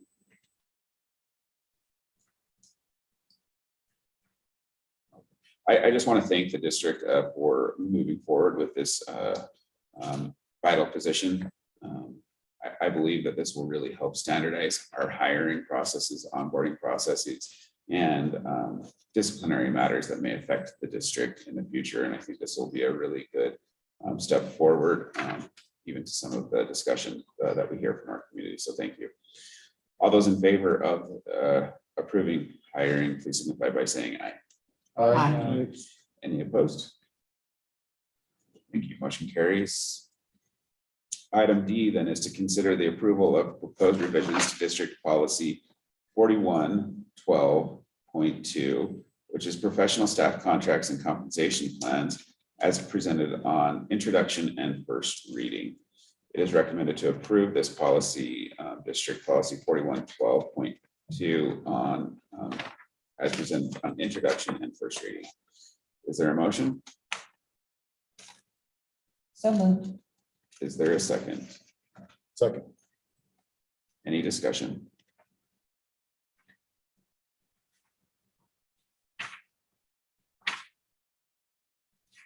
You have like to add anything to this? No, I think everything that we've talked about regarding district policy, this is one in which we had conversations around concerns related to late resignations in the summer and trying to address that through the means of policy by not necessarily what's been done in the past in other districts, charging for advertising fees, having it come back to the board. Is this a reason for allowing somebody to return? But having a policy that puts into place where an incentive that is provided by the district, if it is a late resignation, wouldn't be provided to the employee. And so we feel there's a difference between trying to recoup costs in relation to a late resignation as opposed to withholding a incentive that was designed to provide for the betterment of the program. And I think this is a good balance of doing that. It does not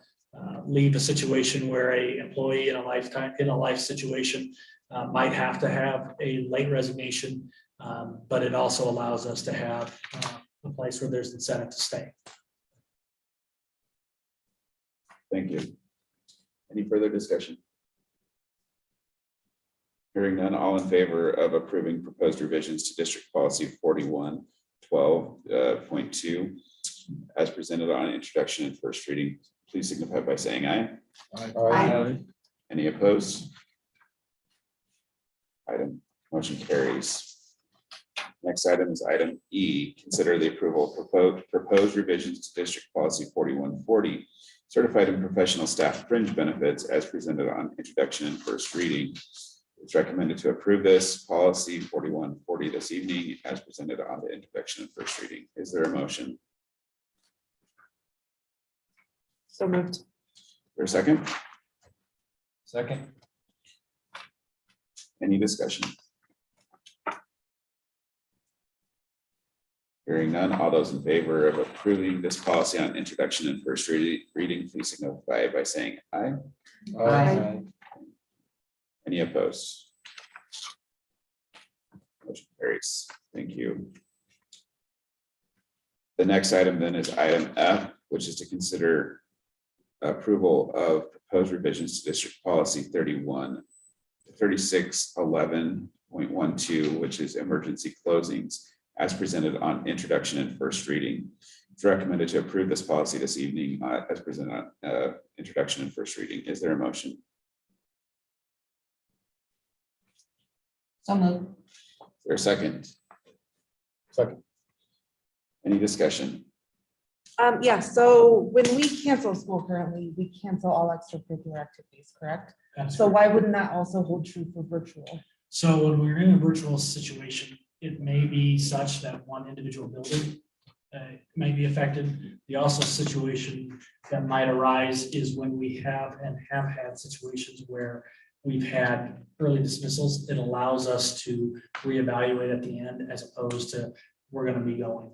We've had a situation in October where we had a canceled school day. By the afternoon, there would have been the opportunity, if need be, to have extracurricular activities, if that was deemed an option. In those situations, it does make the sense to reevaluate at certain times, because when we're closing for a day, we're making plans for that entire day. So it would be impossible in some situations to say, we want to start at noon, we want to start at 1, even though that would have been opportunistic because our road conditions in Wyoming, especially in the early fall, change. We also had a situation where this last event took place. We had one building in particular that was closed. We have not addressed the situation in regards to remote education days. It specifically lists closing when school days are closed. And so it was inquired on, we've reached a point of where those road conditions have changed and can we modify those? I think the same thing could be said for a canceled school day, but policy committee felt that remote education day was the best way to operate this and to reevaluate it based on this one. I don't know if this is a good time to talk about this, but along that same vein, are we gonna have school closures anymore with the option for virtual learning? So there still might be situations where we were not able to have the virtual plan in place. Like if a storm comes in, we had that situation actually just this last one where we only ended up with 2 inches, but had the storm move north, we had not sent materials home for students, nor had we had a situation where they had the materials, computers to access that system. So there is the chance that we still may have to do that. But hopefully those would be rare, that we'd be able to kind of have that forecast and be able to plan ahead. Thank you. On page 80, the highlighted part, is that, it's just highlighted because that's the new. That what we're adding. Yep, that's correct. Yep. One other thing that you will on your second reading, we are going to be adding a title to that superintendent, principals, and athletic directors. It's all an oversight was that we left off the transportation director. Transportation director should also be included in that list of people making that determination. So that on your second reading, you'll notice that will be a change that was identified this morning. But because of the agenda already being through, you'll see that on the second reading, we can make that adjustment. So in this highlighted paragraph right at the bottom, in parentheses, it says, cannot say no unnecessary travel, basically coming from YDOT. That's correct. So at any time, if YDOT posts no unnecessary travel, then we're not allowing extracurricular activities, correct? If there is a remote education day on that situation, because here's where we've run into. What about if they're in town? Well, and here's where we've run into a problem where I'm hesitant to say that just in general. Because between Douglas and Glen Rock, there at many times can be high wind warnings. And we've experienced those for any high profile vehicles on no unnecessary travel. And we've had discussions with the transportation directors of both of those communities. And they have been operating buses on that stretch of highway during that time. And so also with what the highway patrol is trying to do is regarding no unnecessary travel for very high profile semi vehicles as opposed to our buses that carry a lot of weight. So we make those kind of checks. And so to do it broadly and say, anytime there's no unnecessary travel, I would not be in favor of making that blanket statement at that time unless it's regarding the remote education learning day as stated within the policy. Or is your So- question completely different? than that? No, kind of. I'm just thinking, I mean, there's been winters where the YDOT has posted no unnecessary travel, maybe for weeks. So, but we still, I mean, we have to move on with life and go to school, which we do. So I'm just saying, so is that broad, like, so if they post that anywhere in Goshen County, then we can't have practice. So it would be on the route and it would be only if we had a remote education learning day. So if we had kept students at home because of that, the policy committee, and I sit on that committee, the policy committee felt that if we kept students at home because the road said no unnecessary travel, we wouldn't allow activities as long as that no unnecessary travel warning continued and persisted.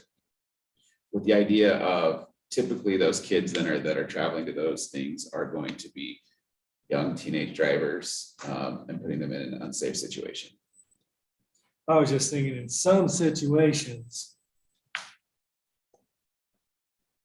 there's kids that live within 2 minutes of the school and the city snowplows have already been out all day long. All the streets in town are clear.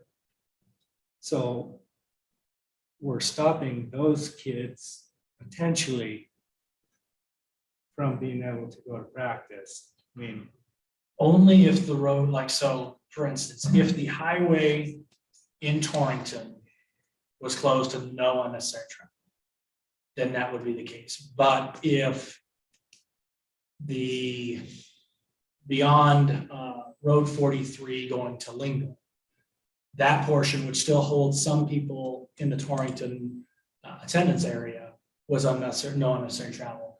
That would not be a situation where practices would be canceled. okay, It yeah, would be- that's what I was asking Yeah. when I said anywhere in Goshen County.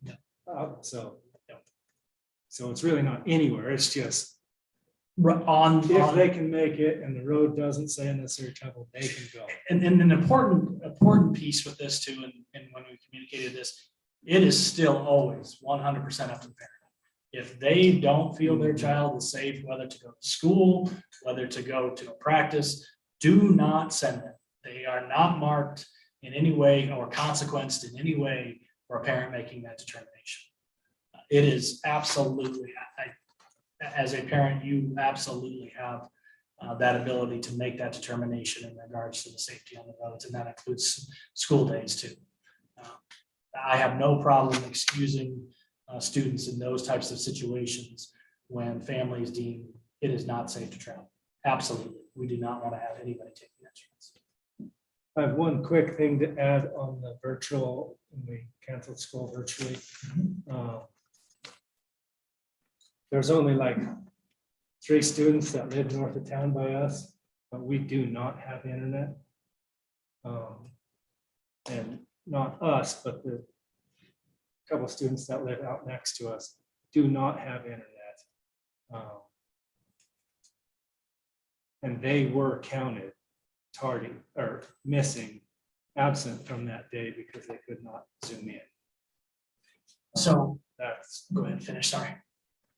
I just think we need to address that sometime. Yes, we've had discussions with that, and if there is no internet coverage, there would be the option of having those materials sent, or what we did in this past one, the students, when they return, have the opportunity to complete those assignments, and then attendance can be counted for that day, and that's what we did in those previous days. So they should not be counted absent, and those should be an opportunity when they return to complete that work.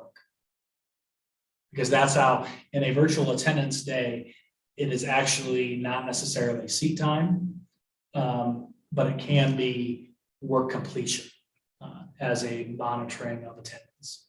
And that can be done at a later date. That makes sense. still hard though after the fact because the other class is moving on. And this kid is expected to finish the work and it's not his fault, he couldn't get it done.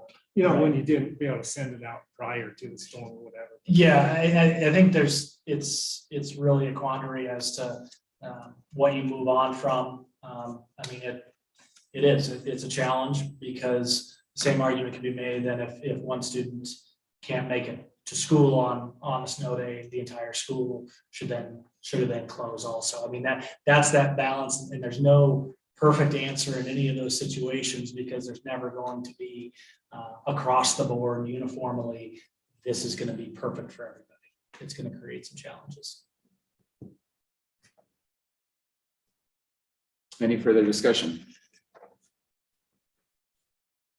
All those in favor of approving proposed revisions to district policy 3611.12 emergency closings as presented on introduction and first reading, please signify by saying aye. Aye. Any opposed? Hearing none, motion carries. Item G is consider the approval of contracting with J&J floors for gym floor screening and refinishing. It's recommended to approve contracting with J&J floors for the screening and refinishing of all district gym floors, including LaGrange, in the total amount of $18,548.85 funded through major maintenance. Is there a motion? I so move. It's been moved by trustee Hurley. Is there a second? Second. Thank you. Any discussion? What is the minimum amount of project has to be to go to bid in the district? In order to have to do a formal RFP, the dollar amount is $50,000. 50,000. Oh, okay, that's much larger than I thought. It- So it we don't used have to be- send this to bid? It used to be 25,000 and it went up to 50,000. That's per state statute. Okay. So This, do we um, receive bids on these projects or we just have a company that we use? What is happening here with J&J Floors is that several years ago, we had a company out of Jackson that did the work as well. And it's kind of those two that are competitive in this market. The Jackson company, because of location, was much higher. And it was deemed appropriate to go with J&J Floors because they knew our schools, they were familiar with the gyms, and they were keeping their price very, very steady. This project went up by a penny per square foot. And so that's the reason why there was not a second price provided. I was just curious for all of these, how that process works. So thank you. Yep. Excellent. Any further discussion? So this is going to be done over the summer? Correct. Further discussion? Hearing none, all those in favor of approving contracting with J&J Floors for screening and refinishing of all district gym floors, including LaGrange, please signify by saying aye. Aye. Any opposed? Hearing none, motion carries. Next item is item H, consider approval of contracting with Home and Lawn Services LLC for the 2022 district weed control, sterilant, and fertilizer application. The total amount would be $61,260.92. Is there a motion? I move that we approve contracting with Home and Lawn Services LLC for the 2022 year for district weed control, sterilant, and fertilizer application. Thank you. Is there a second?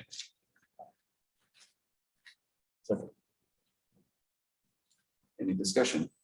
So in Western Kansas, where I grew up, when fertilizer is this high, we didn't fertilize the wheat. It's also weed. Right. Mr. Chair, may I Yes. speak to this? Please.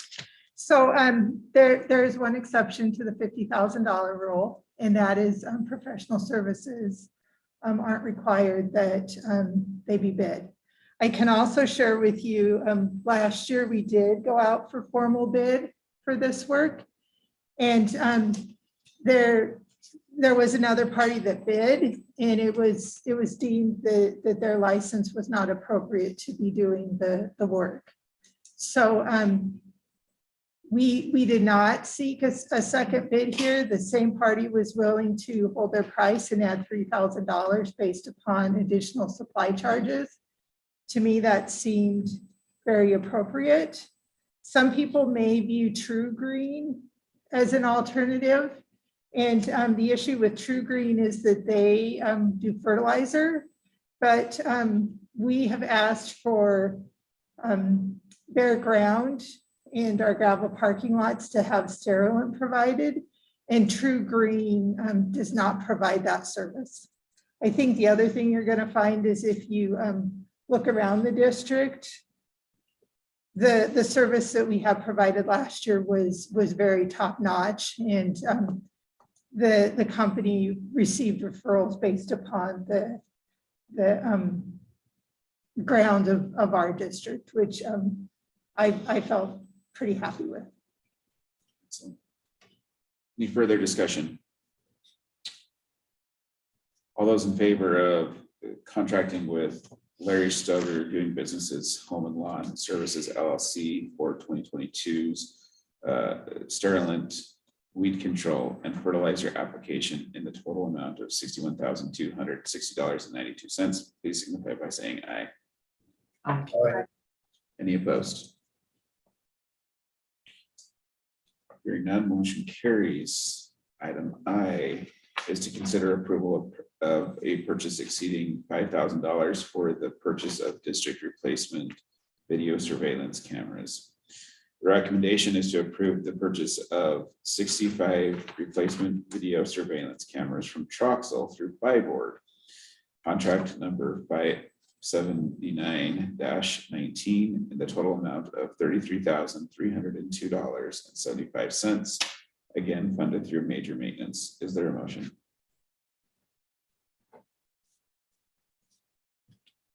So moved. Is there a second? Second. Any discussion?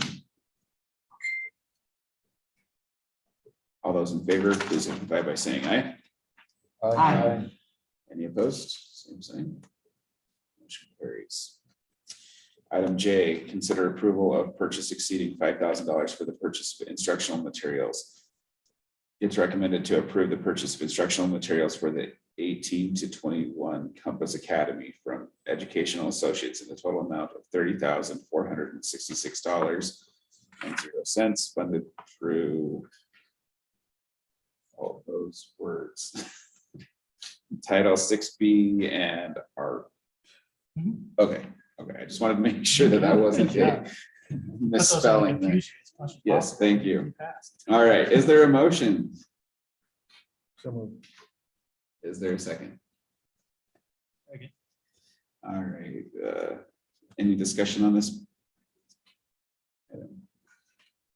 All those in favor, please signify by saying aye. Aye. Any opposed, same sign. Motion carries. Item K is to consider the approval of contracting with IMSE for additional Orton Gillingham staff development training and coaching through June 30th, 2022, in the additional amount of $82,680. This is funded through the CLSD Literacy Mini Grant. Is there a motion? So moved. Is there a second? Second. Any discussion?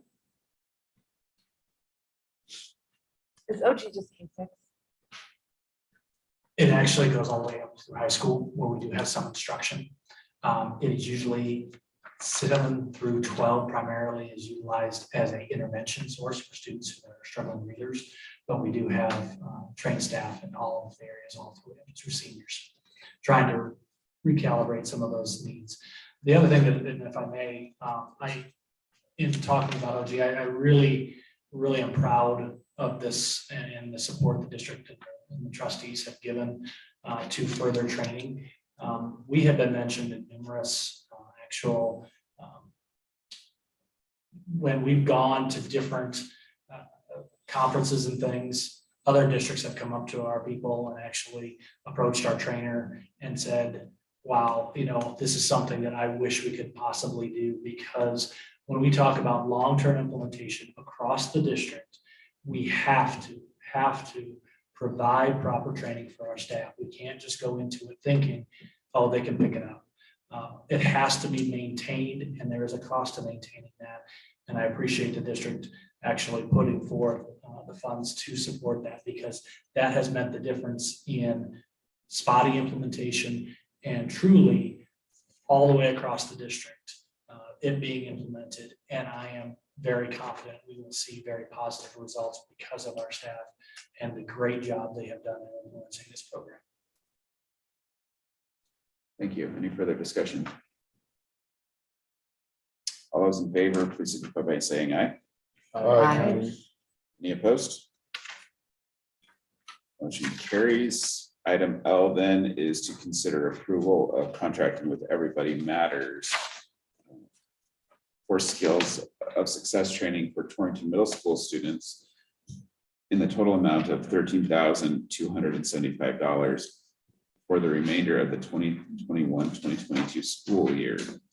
This is funded through Wyoming Department of Education, ESSER 2, SEA Reserve, and SEL Mental Health Initiative grants. Is there a motion? So moved. Second, is there a second? Sorry. Second. Okay, thank you. Any discussion? All those in favor of approving contracting with Everybody Matters, please signify by saying aye. Aye. Any opposed? Motion carries. Item 3 then is topics for discussion. Do any trustees have topics for discussion before I get to my list? Is it too late to request an executive session for a question regarding personnel? Can I still do that this week? We just need a motion to enter executive session. Okay, I move to enter executive session. Is there a second? Second. All those in favor, please signify by saying aye. Aye.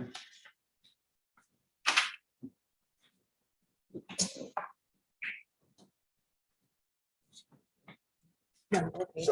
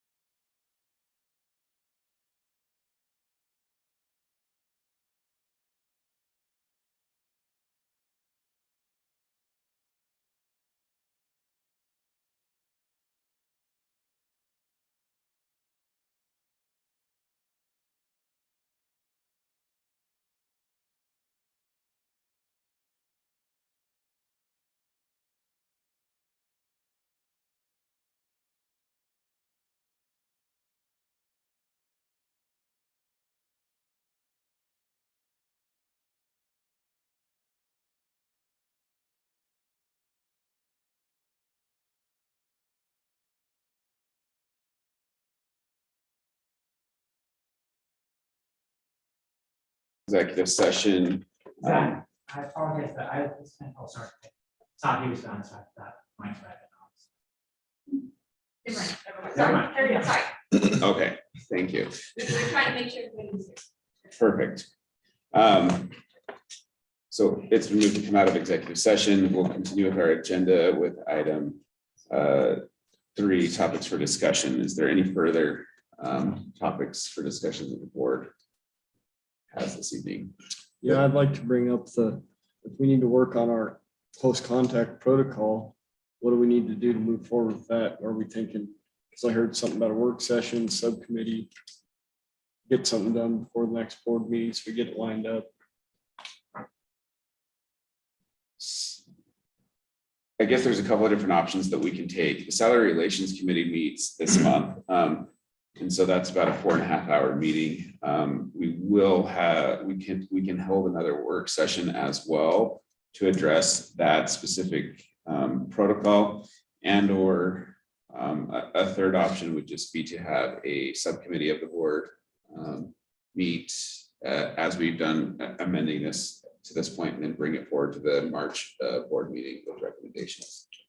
Is there Mr. Chair, is that the committee that you're actually talking about? Is that going to be different from the committee that was already established earlier?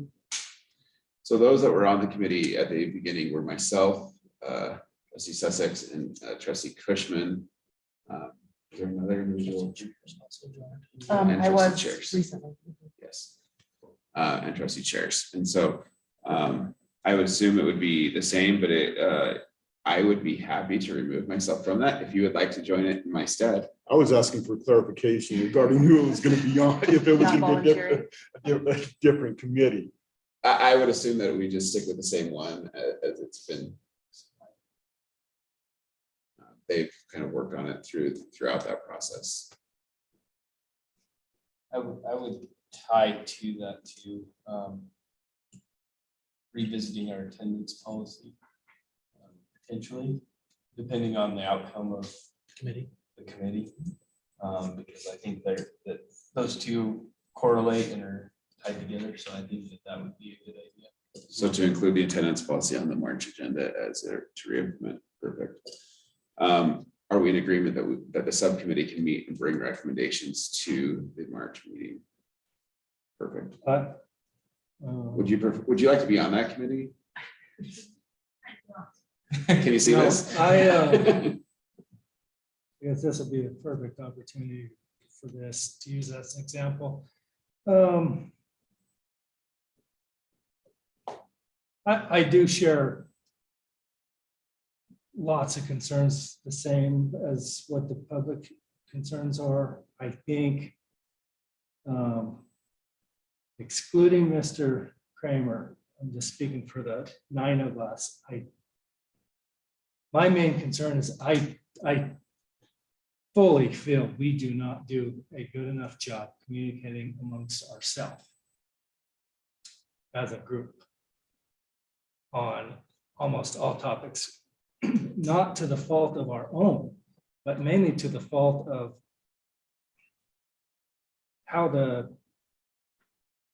basically how the school board is ran. I mean, and our options during these meetings. It's 9:40. We've been here since 7. I guarantee you, all 9 of us, 10 of us aren't super up to having an hour-long open discussion on anything right now. I mean, it's hard. It's hard. I would like to hear some of your guys's, options on what else can we do. I don't think it's appropriate to get 3 of us on a committee or 4 of us and then bring it. I mean, we're never allowed to get together as a group and have an open conversation, and that has to change. Or at our last training, he did tell us that as long as no business is discussed, we can meet anytime we want. The issue is we would have business, and so that would be considered an open meeting, even if there's not an action item. It is business of the board, and we would want to be fully transparent in that. And so the other option is a work session. So my suggestion or question for tonight was, can we start establishing work sessions with the public where the board can have a more free discussion and interact with parents, teachers, whomever on specific topics? Is that something we can do legally?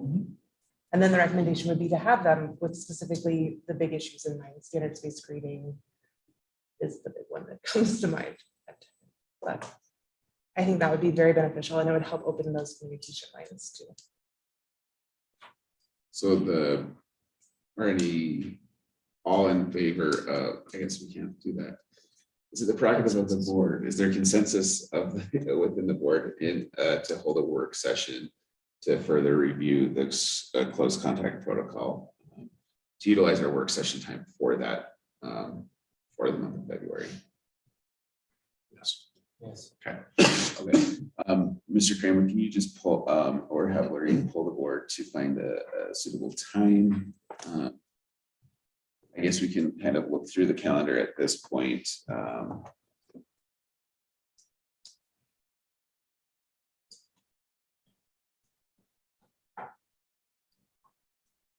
I would assume the next meeting is March 8th. Typically, we try to stay away from Wednesdays. This Tuesday, the 24th. Sorry, Thursday, the 24th. That will not work. That'll be regional basketball. No. Tuesday, the 22nd. That is district policy committee meeting from 4 to 5. We could hold a work session following. We're talking February. Yes, February 22nd. But I can't on that day, but you guys, you can hold it. Would the majority of the board be available that day? The 22nd. Yes. Yeah. There is not a perfect time for any of this. Okay. Let's do Tuesday, the 22nd, then 6 p.m. We should do it at 2:22 in the afternoon and we have all those Tuesdays. We could. All right. Very good. Can I just ask who seconded going into the session? The executive session? Oh, I might. Okay. All right, I'll go with that. I got one question, Mr. Miller, on the format of just like how we run the meetings. Is it set in concrete? Like, can we switch the order of any of these operations? Of course. Yep. So if we wanted to move public forum to follow new business, that could occur. We've talked about that, and in fact, one of the changes to the agenda that I'd like to see made is to list more concisely the action item. So you're not reading a paragraph for each thing, that it's one action item. So the action item and the recommendation, just to not have the recommendation on there. And so Mr. Kramer and I have talked some about that. So that might be a change that you'll see.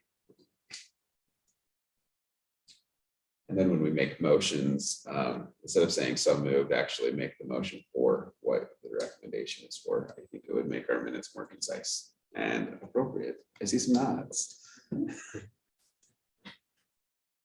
Any further topics? Where are we at in the hiring of the new principal and where are we at in that process? So I have reviewed the resumes that we have in place. So what I have done is reached out to some of them to determine if a phone interview to screen first for in-person. My hope is to have those scheduled by midweek of next week, and then confirm that with all the groups that are involved in the hiring process. And one of which does include parents, correct? That's correct. Yeah, there is a parents advisory committee. Yep, a parents group that has been notified. I know Karen was here earlier. She was one that responded, and then we're reaching out to more parents because we did have some initial response. Then we went back because of the incentive and then just kind of held off on scheduling that as our dates changed, and then we'll reach back out to them. Not everyone has the response from their emails, but it's a pretty extensive list. Okay. And if anybody is at all interested, they can certainly contact me. I don't have any problem with adding additional, depending upon the numbers that we have. So if they would like to send me an email or contact me in any way, feel free. Ms. Fritzler or Mr. Kramer, is the EWC BOCES, does that take board action to appoint a trustee to the EWC BOCES, or is that a chair appointment? That was part of what was done in December with all the other appointments. Correct, but it was Taylor and it's been vacated. So is it a chair appointment or is it a board appointment? It's me. Okay, so then we can put this on the next agenda to make it official, but I have asked trustee Hurley to serve on the building committee and as the EWC BOCES rep. A couple of other things just on my list this evening. There's a lot more kind of in between meetings. And so the student rep to the Goshen County School District has kind of fallen off. And what I would like is to see if there's 2 volunteers that are willing to take that on and to interview those candidates and make recommendations to appoint a representative from each of the 3 high schools. Is there somebody that would find that interesting or would like to do that process? I did it last time and I would. Okay. There's not even. Is there another individual that would be willing to do that? I certainly can, if you have a nomination. Okay. Perfect. If there's somebody else that wants to join with them, and then moving forward, maybe between the 2 of you, we'll just have you get their topics to discuss them so that they're prepared to discuss. And I have talked to Mr. Kramer about utilizing them more. And so to Mr. Kruger's point earlier, having robust discussion, when we're having that discussion, I don't think they're just going to pipe up.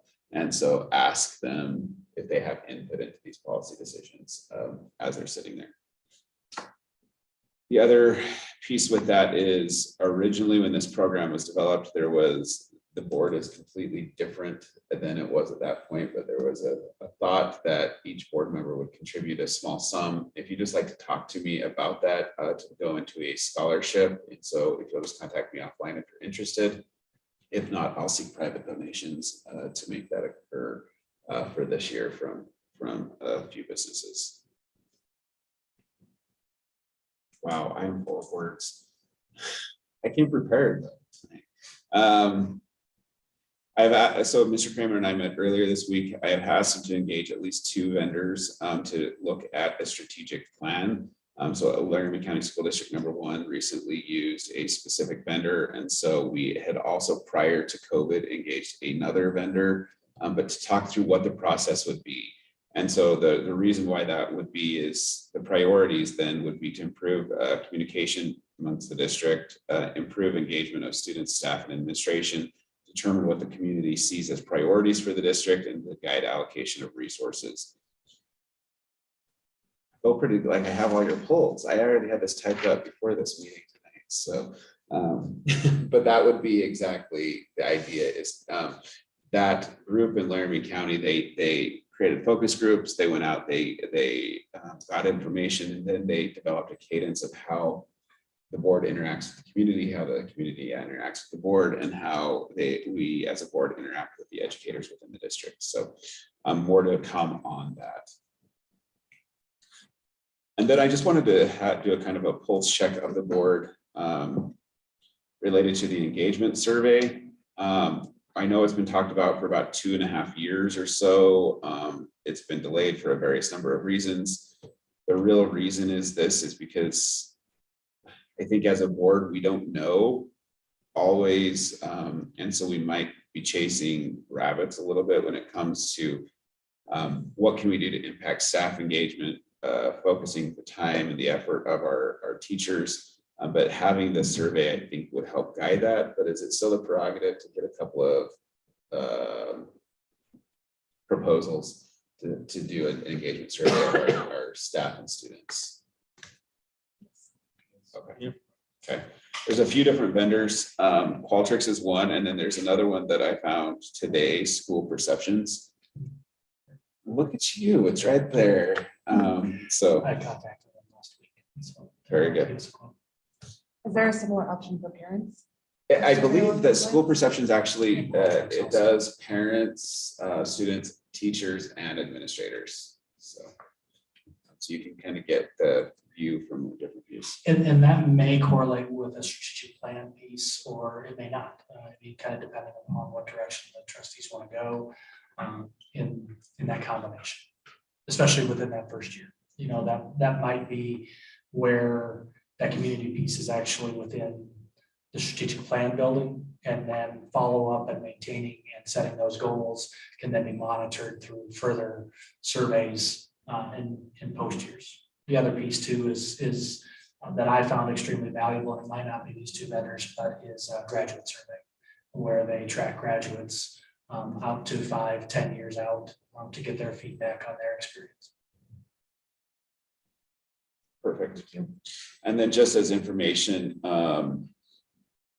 the memorials policy, there's a subgroup meeting to discuss the memorials policy. This is really just so it's in our meeting, so everybody is aware, but a memorials policy as well as a building and naming of events policy, specifically for students or teachers, et cetera, who have passed away. There's been requests to do various memorials, just so we have a consistent policy across the district, and a number of the trustees will be involved in that. That's my list. Anything that I missed? Any further topics this evening? Oh, yes. So that there is in front of you, you were distributed the board self-evaluation from our previous work session. If you could take some time and complete that, and then also rate. That's just the draft at this point. Correct.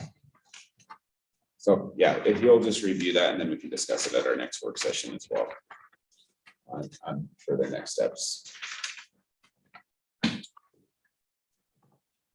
I have one quick question about this, the legality of the work session.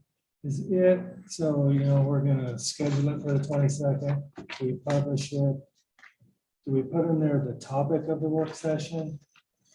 Okay, and then how far, I mean, legally, how far, so we can't deviate really from that topic. Correct. Yeah, you would not be able to deviate from that topic. Okay. And so for this work session, we said attendance policy and close contact protocol. School close contact protocol and further review of the board leadership governance standards that we reviewed at our previous.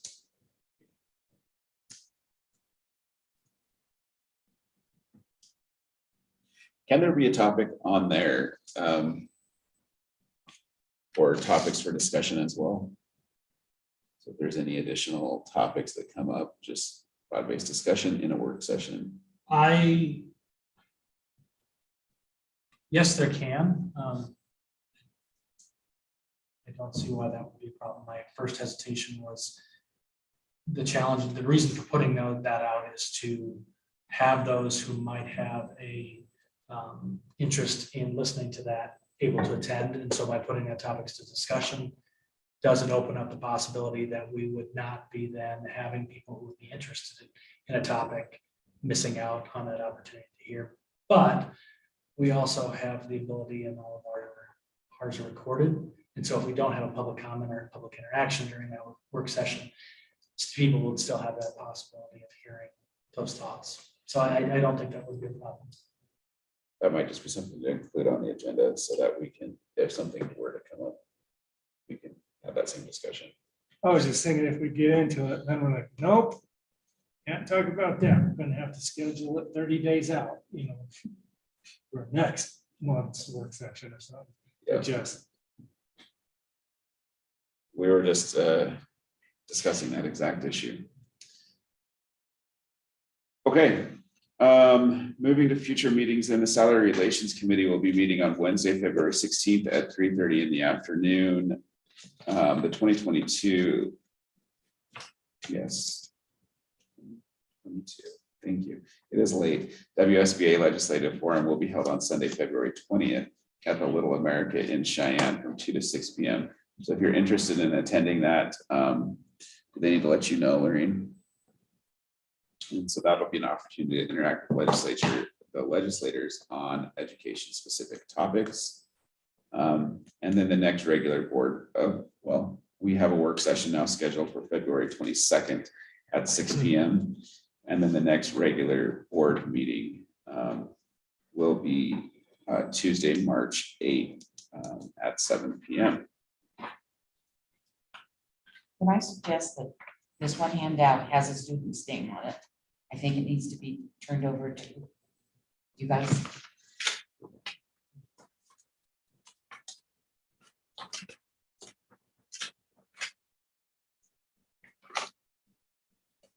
And then Mr. Kramer for superintendent's report.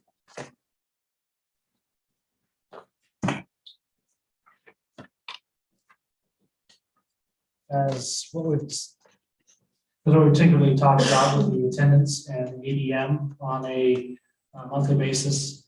As you can tell, this first column here is a reference to the cohort, and so it's more of a long-term comparison in numbers, where this is a more comparison on last month. Gives us also an indication on attendance on that ADM. As I kind of scroll down, you can see the light green is where we did have an increase in attendance or ADM compared to last month. Yellow is a slight decrease. If in red, that means it was more than 5 students. One of the positive fixtures that I'll kind of report on a monthly basis is in comparison as we go down. When we look at a school total, we can see here, for example, Trail Elementary, 245.63. And the previous month, they had 247.40 ADM. In comparison, in the December report, there were 6 that had a reduction from the previous month, and compared to that this month, there were only 3 that were in yellow. So that does show an increase of an attendance over the past month in comparison to the previous month ADM average. Then I'll move over to YTOP data.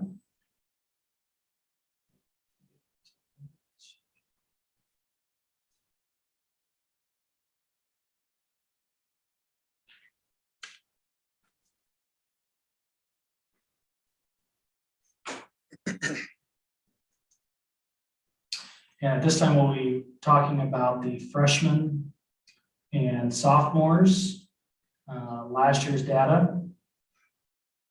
And we're talking about YTOP information. So when we scroll down, some of the numbers here, this column right here is indicating the state average. So 41.8 was the state average. And that is the percentage of students that scored in the proficient range.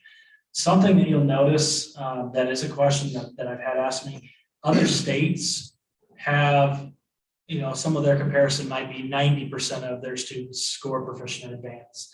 Why is Wyoming's 41.8?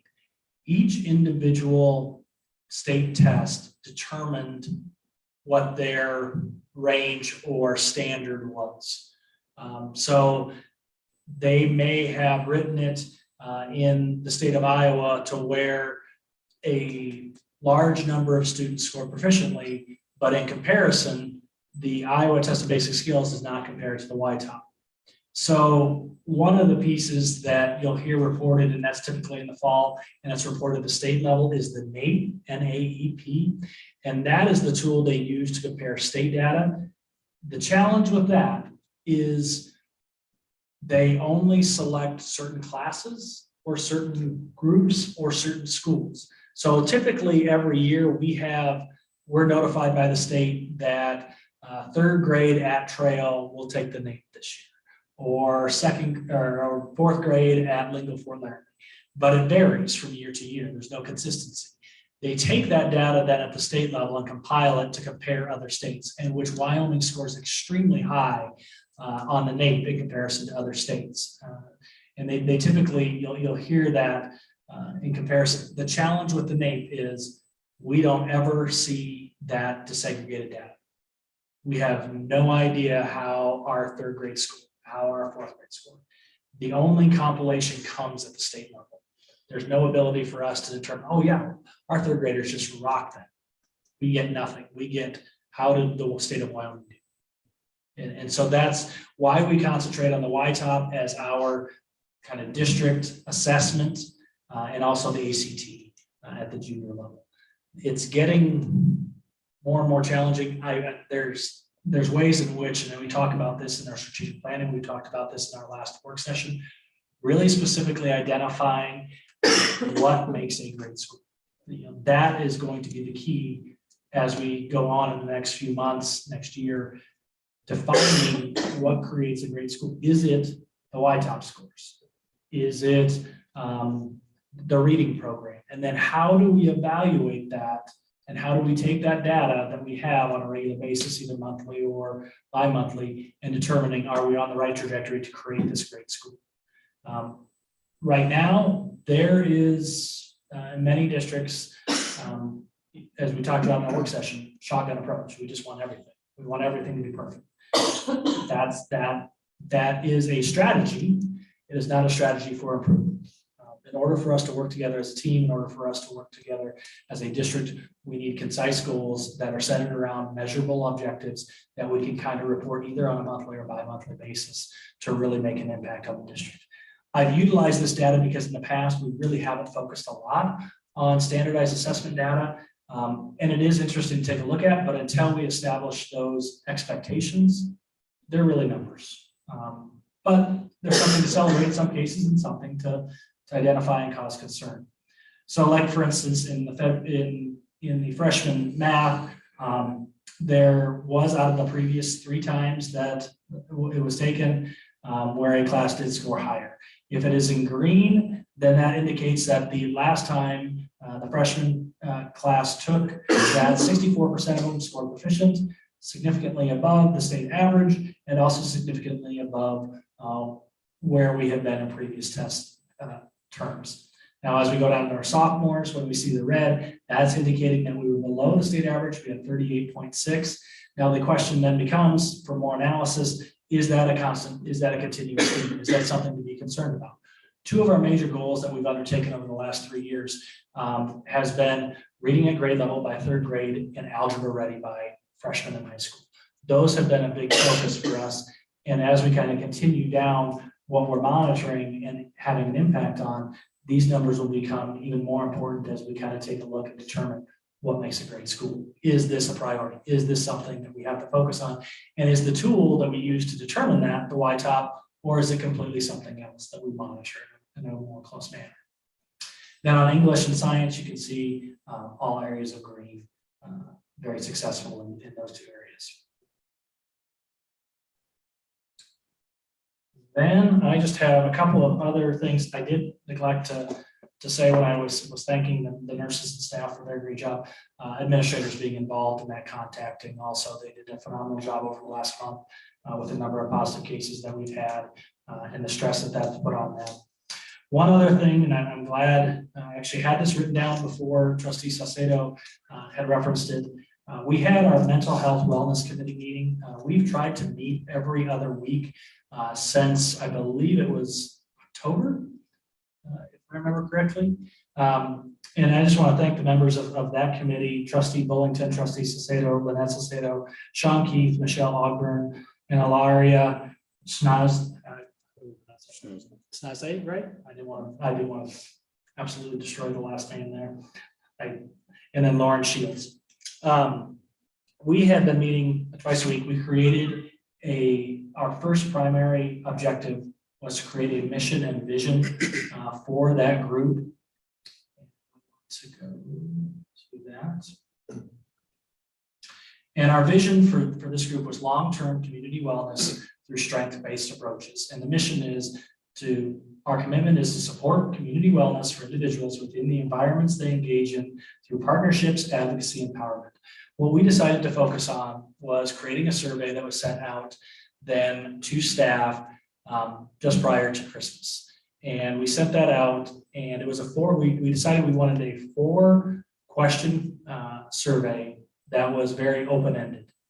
And then what we've taken in our previous meetings is taking those open-ended questions or answers, excuse me, and then consolidating those into kind of some either unique ideas or that there were some commonalities in the responses from staff. We decided to focus on staff first, as opposed to going to the broad base of the community, because we felt if we could start at the staff at the school level, it could then broaden up and possibly open up into other avenues. Our next step, we just finished question 3 out of 4 today in that analysis, and then our next meeting we'll do question 4. The plan is then to create an action plan off of that analysis for some implementation of either programs or other ideas that would be in place for our teachers going into the fall of the 22-23 school year. It is kind of unique. It is a great group to have conversations around. I appreciate meeting with that group and their input that they have and the focus that we've really talked about mental health. I truly appreciate the staff feedback that we did get in our survey. There were some great, open, honest answers that are going to help make a difference within our district in really making a difference in our staff and our students' mental health. Trustee Bullington or Trustee Sacedo, anything to add to that? I don't want to. No, thank you for actually bringing that up. I do appreciate all the members on that committee and just the work that's been done. Very insightful. That's all I have. Thank you. Any other business to come before the board? Hearing none, we'll stand adjourned.